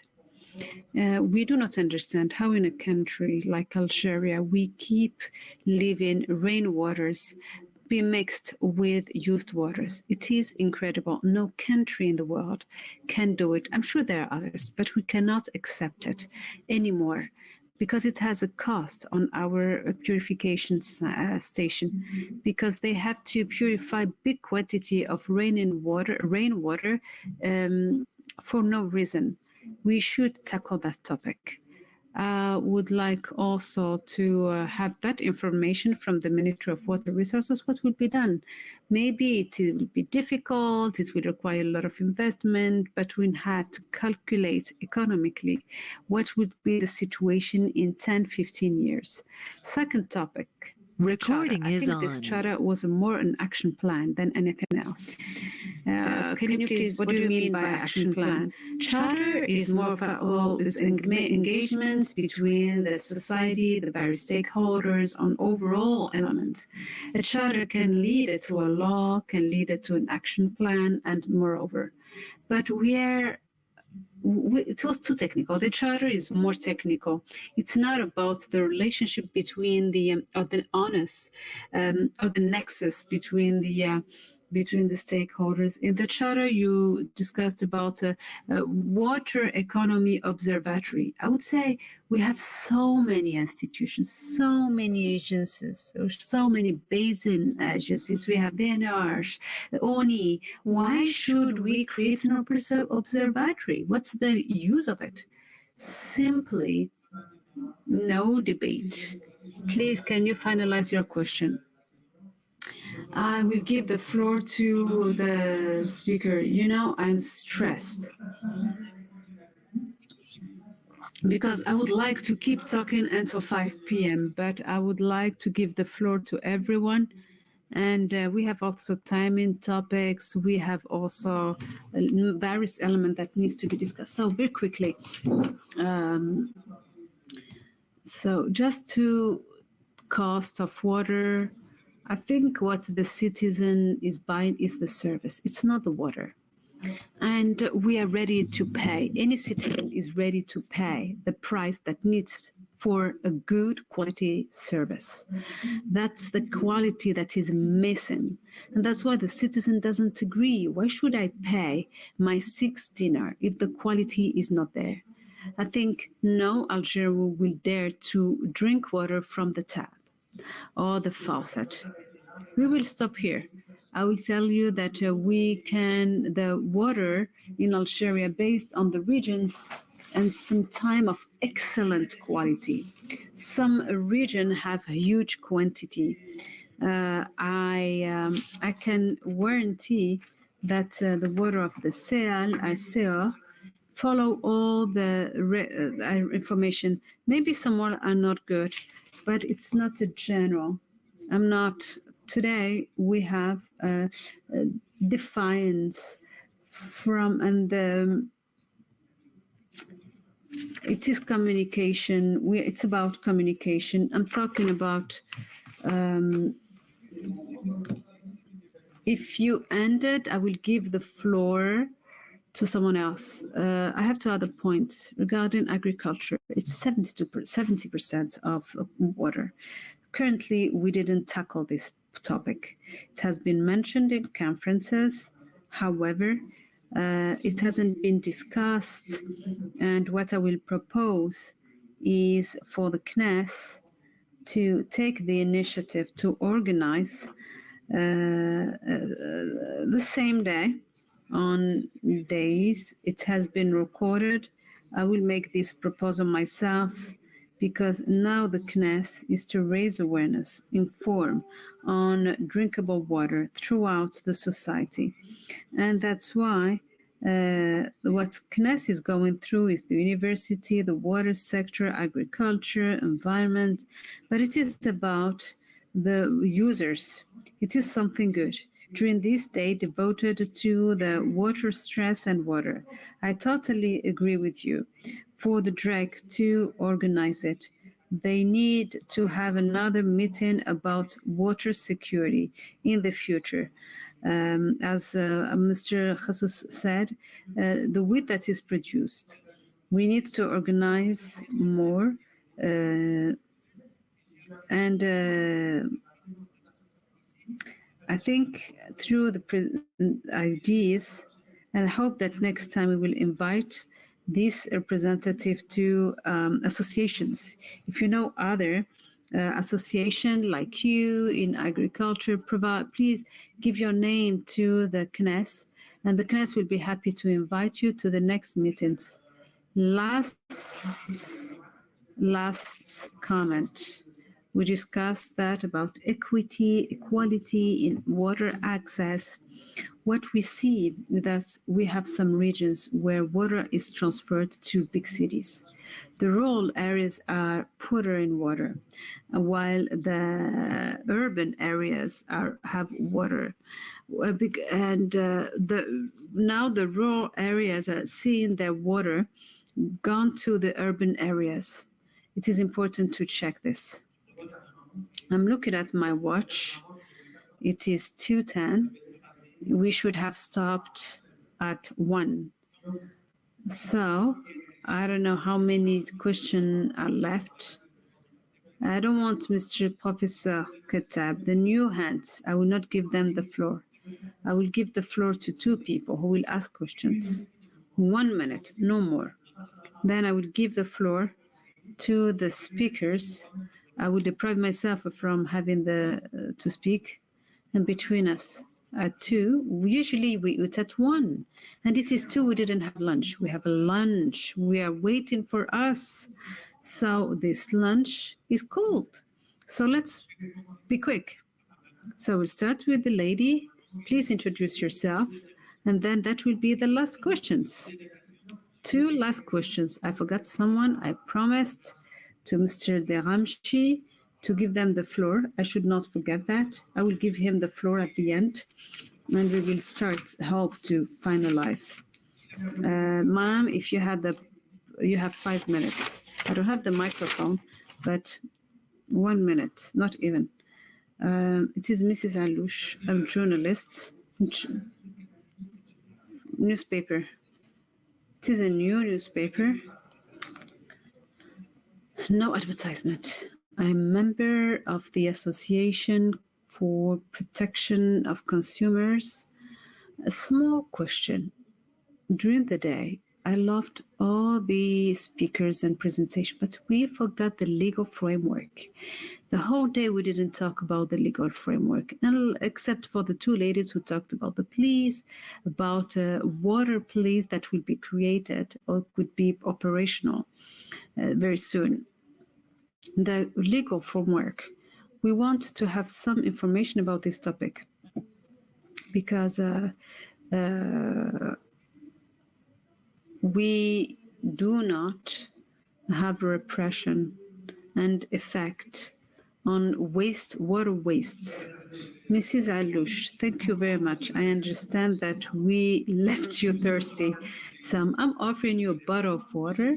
However, and namely, through the response of your question on water, technical of water, will answer, and you will have everything. Last question, please. Please introduce yourself.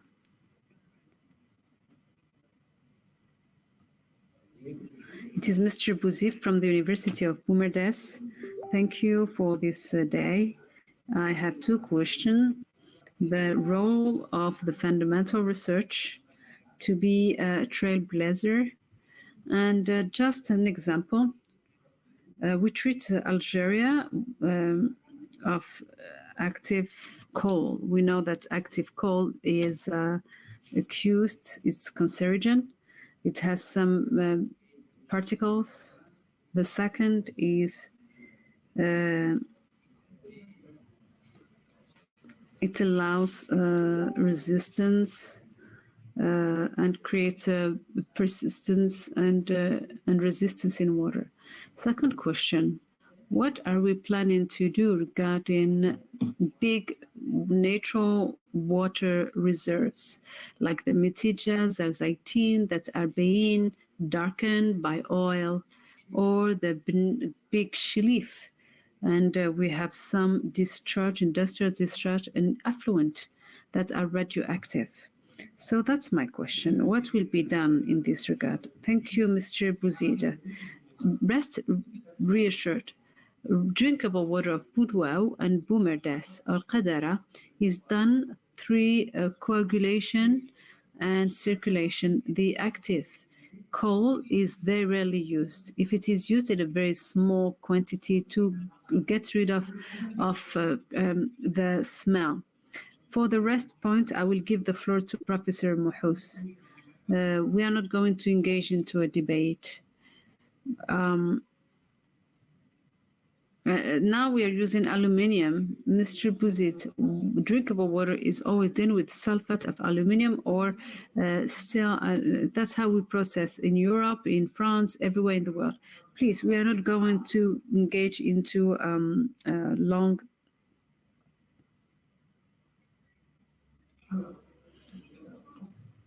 My time is limited. I will not give the floor to the audience. I'm thinking if I give the floor to Mr. Deramshi to ask his question or comment, or should we answer? I will have to give him the floor because Mr. Deramshi is so, it's not question, but it's mainly kind of conclusion. Mr. Deramshi, take the floor, please. Mr. Deramshi, as you should know, the situation, please, you have the time to express yourself, but very concisely. First of all, I would like to thank the CNES for organizing this day.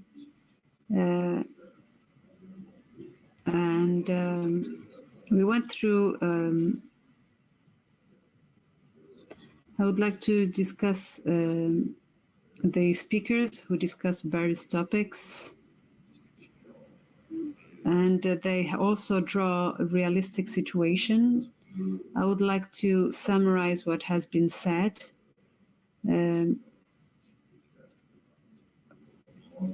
He talked about the situation in the world. In the world, we have ecological problem, environmental. When we say we have 18, 19 billion of water in our land, it's an ecological, we have to protect it. Then we have climate change.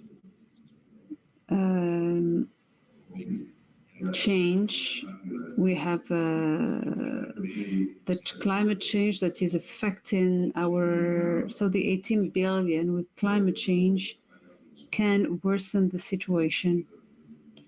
So the 18 can become 12, 5. We do not have any data. Before, now, with climate change, will worsen the situation. Now, I think it is important to discuss all these elements. We understood from ecology, in water management through the world, we have two aspects, two leverage that needs to be taken into consideration. Either we act on the offer or in the demand. The developed countries have totally left the offer. Now it's only the demand that is working with various mechanisms. And through the various presentation, we agreed and we concluded, thanks to the University of Los LA that discussed it, the demand increased on a daily basis. It has doubled in 50 years. But he said that the consumption has reduced, that he discussed a real demand policy, that the Americans or the US or people in LA decided to reduce their consumption. He said it, but we didn't understand the leverage that were used.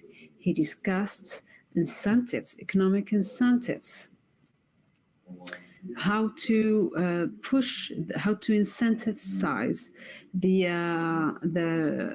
farmers, how donations were made to equip the farmers with the drop techniques. Because what they did is that they tried to assess the quantity, and they found that the quantity of the drops is higher than compared to the traditional irrigation. There is another element, and I'm going a comparison between both. Suppose that I am a father. I have a wage. I have an income. I have 50,000 dinar per month. Should I hope more, Mr. Deramshi. Okay, let's say 100,000 dinar. So I have 100,000 dinars a wage. I will teach my children. Should we live with 100,000 or with 300 or 200,000? If I choose the second option, it is to offer. My children will learn to live with more money. That means I have to work more or to have an extra work to gain more.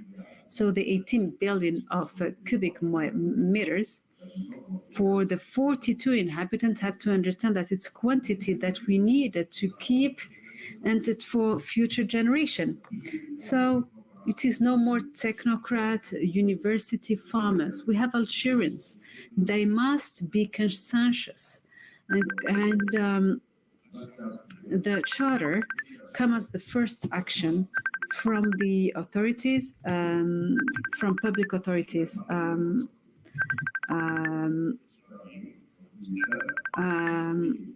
Our governments have never, our ministry have always sent action plan with a huge budget to have more transfer, endlessly. And first time, our government has a charter.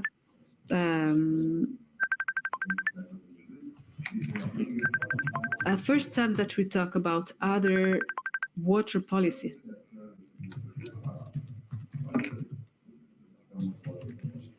It's not the objective is not to have a charter, but is to be part of the stakeholders, to tell the stakeholders, the decision makers, that we have tools that allow us to assess yearly and to know what are the actions measured in rainwater's collection. Usually, we put 100 of ducts. We had this number of dams. We built such number of stations. We have the biggest water desalination in the world. That is, move forward is to change the culture, how to use resources. How are we preventing how to avoid the offer and go to the demand? I will talk about tarification. Instead of saying tarific, I will say the real cost. Our population, if our population cannot pay for the water that is paid by public treasury when it comes to water desalination, we have to take into that in consideration. The purchasing power of Algerian cannot pay for this cost. The Algerian cannot pay 20 or 30 for water resources. Now the Treasury is paying for it.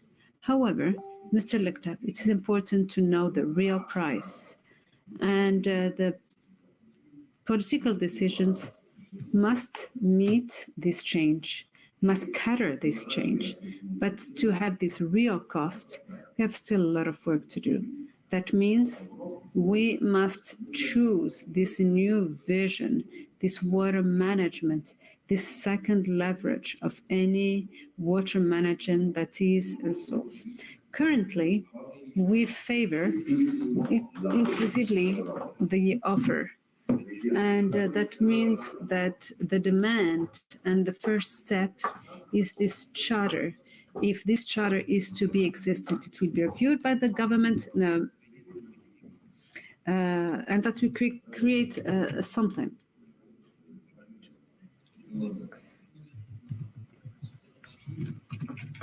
Thank you, Mr. Daramshi.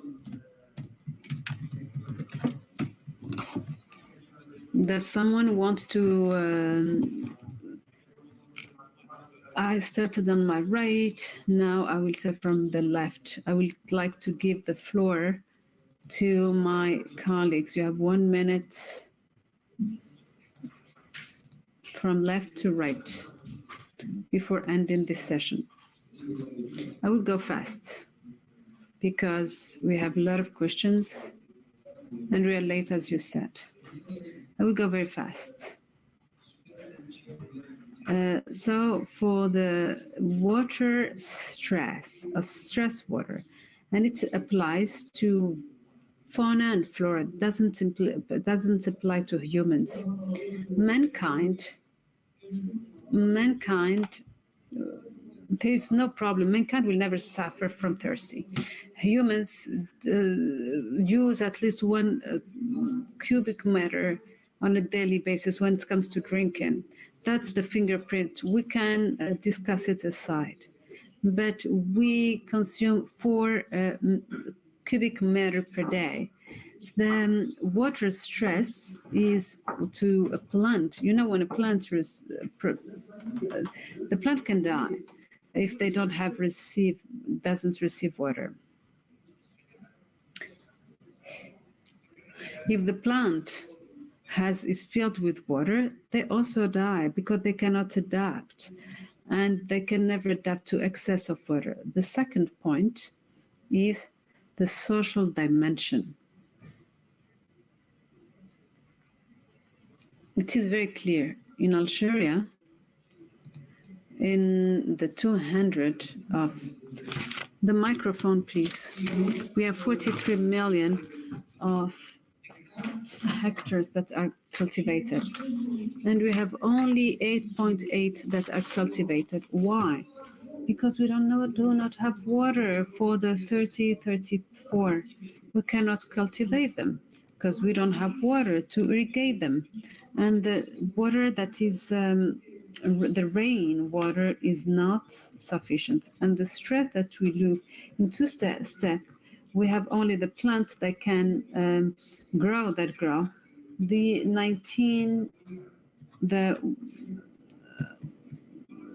Our colleague, he's saying that 98%. He's bringing the 58 of taxes. Why doesn't he talk about the cubic water? Why shouldn't think that all the Algerians drink mineral water? That's very few. It is more than given. We never say that we have to increase the price. You didn't understand our point. I said that let's find a medium. We have to make a social study, and the citizens should not lose, but the government too. We have to be objective on everything we undertake. The 70%, my colleague, Mr. Shabaka, we are not talking about reducing of the temp. That will be a disaster. In Morocco, we use 85% of Morocco. We want to reduce what we can gain while making economy. What should we do compared to? We're not saying that to reduce what we give to agriculture. What we mean is that if we have to make or to gain some, the social-economic specificity of Algeria is very clear. The lack of water can lead to cater our needs. We will not feed our needs. That doesn't mean that Algeria will be autonomous in 15 days. That's not the case. With the technology, no country in the world is. So the proposal, Mr. Mohouch didn't make any proposal. My communication is very clear. Everyone will have a role. If you want me to make proposals, everyone knows about it. I can talk about days. I said that we have a lack of water and statistics in Algeria. I try to understand, I try to explain ideas. If you want me to give you some proposals, I can. But what I wanted to do is to explain and understand the lack of water and the stress water. Regarding collecting of rains, we are one of the rare of countries that suffer from lack. That is to harvest water. Get an example. Jordan. You can see it in the online. Whoever want to build permit, if they build, the water that is on the terrace of the roof must be collected because there is no water. Jordan is one of the poorest mentioned, and with another country that I'm not going to mention. When we have 1 millimeter of rains on a terrace, it is 1 liter of water. In Algiers, it's 600 millimeters. If you have 100, how much of cubic meter you will have? It can be sufficient for the whole year. But unfortunately, we forget about this information. The rain in a territory is water that recover. We can recover it at places, and we have enough water to drink. Some people say that Algeria don't drink this water, but we have 90% we don't drink it, we use it for something else. And its price must be respected. I'm not saying that we have to drink it. No, if you don't want to drink the tap water, don't do it, but it's a good water anyway. And that is a clean water. It is acceptable. Its price is not 6 dinars. 6 dinars is really a basic price. The situation, we have to be realistic. We have to be in line with our reality. And now we have one price. It is 2, 3, and we have to be objective. Whoever who is doing watermelon and strawberries, they have to pay the price. Someone who is doing potatoes, culture, they will pay less because that's, and mainly durum. Durum is quite less expensive compared to others. I would like to add something, and a lot of people will not like what I'm saying. It's not about research or lack of research in Algeria. We have research. We have a lot of things. If we had more time, we can discuss it all day long. What we are doing as research had no value. But if we have to go back to all the studies made, very useful things are made. Unfortunately, we do not know the time value for research. Thank you, Ibrahim. Madam, you have got 1 minute. Thank you very much, Mr. Speaker. As you said, you know, the job of water is not cross-border one, so it's the affair of everybody, and the charter serves the set of collective action that are more efficient rather than the individual ones. This is why I agree with the speaker from the United States. We have to go in order to so rather than go into more costful solution, and we start by go step by step, improve the management, react on the resource economy on transferring before starting on water the salmon, because it takes more time, years. It is not urgent. This one, I think, also, I thank everybody to organize this very interesting day. Thank you very much, Mr. Speaker. Thank you, Madam. Here we arrive to the end of this seminar. I've been a president, speaker, and moderator, and also I've been the president, moderator, and also a speaker. As moderator, I haven't been got the possibility to answer possibly to answer many questions, but what is sure here, we have to reorganize all this day through the CNAS. But what to say, all questions are variable, but some of them I would like to answer. For example, Madam Alou's question. In 1995, we have done a charter. Then in 2005, there was law of water,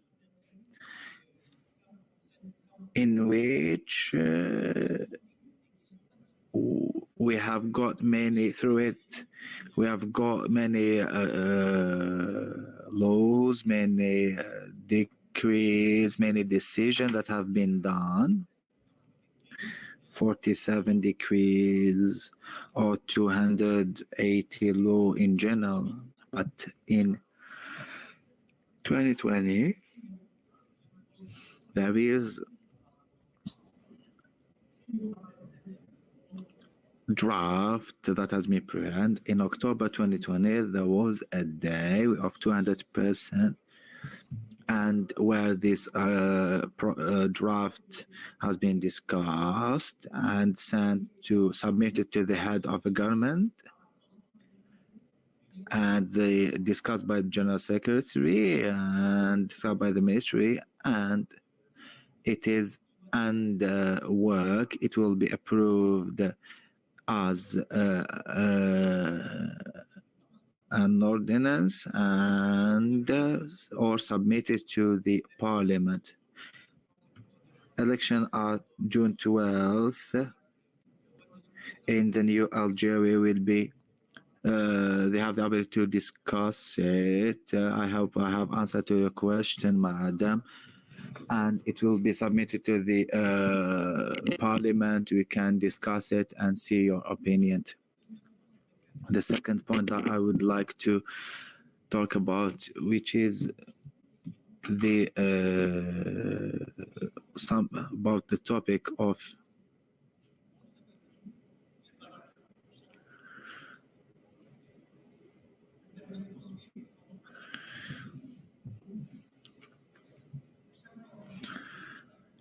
or water batch or water vapor. So we have to take that into consideration when constructing. So I have talked to the Ministry of Building. We do that in all building.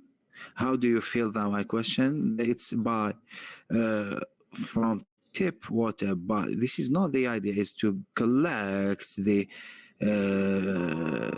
rainwater and can serve to irrigate. We have to gather the rain. So the third one, this is the 20th year I'm saying that we have to conduct a real study on the price of the water and to see what are the means and the mechanism to see how to better increase this tarification.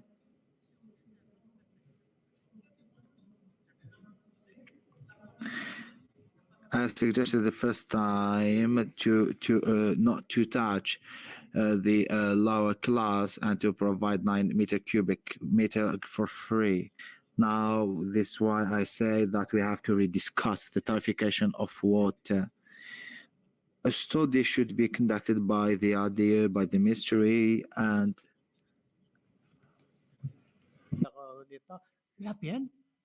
submit to the parliament, and they decide if necessary to increase the tarification, similar to the gasoline price. So the law, it should be submitted to the parliament and should be also approved in order to and discusses and in order to increase the tarification a little bit. We have to say that water is the affair of everybody. We agree on that, but we should also say we have to involve and associate every single person. When I say associate everybody, when it is everything is good for water, but as soon as there is problem with water, the Ministry of Water Resources will be under the spotlight. So the water management should be the affair of Ministry of Interior, of Agriculture, or everybody. This is why we have to join our efforts. And when it comes to the offer and demand, we have reacted on that. And we haven't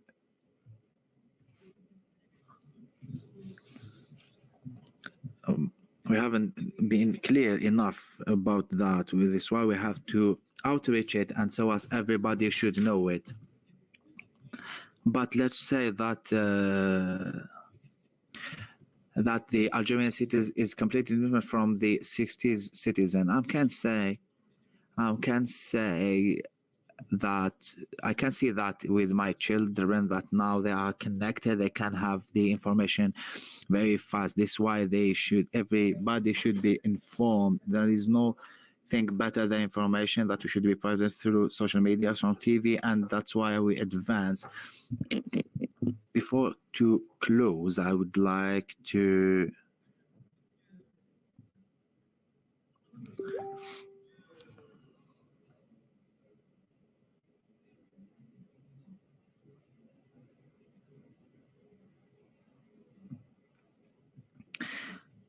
thank all participants, thank the moderator, the participants, people who ask questions.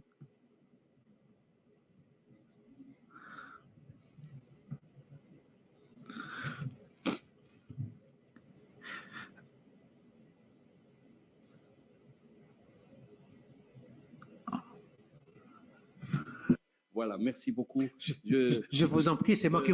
Moi, j'allais vous donner la parole en dernier des derniers. Maintenant... Moi, je me permets juste, au nom du président, de vous Bien sûr, remercier vous avez entièrement pour raison. votre patience, et d'autant plus que... I thank you, Mr. President, for your patience, for the way you have moderated the session. So to conclude, on my personal behalf, on behalf of the speakers, we strongly thank the President of the National Economic, Social and Environmental Council to give us this opportunity to discuss, to exchange ideas each other through an pluridisciplinary auditory. So I haven't seen such a number of people from different fields for years. Now, I hope everybody understand that association, NGOs, social media are the most important. We have to involve them. We have to encourage them. NGOs now have very high-skilled people, and in which we have to give them a huge importance. That's why, on my own behalf, on behalf of the President, I thank Madame Suad.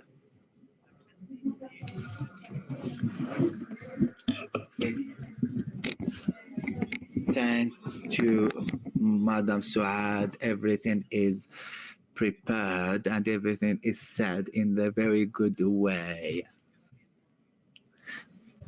Thank you very much, everybody. And on behalf of the President of the National Economic, Social, Environment Council, you are invited to have lunch. I think it's not cold anymore. Thank you very much. Have a good lunch and see you.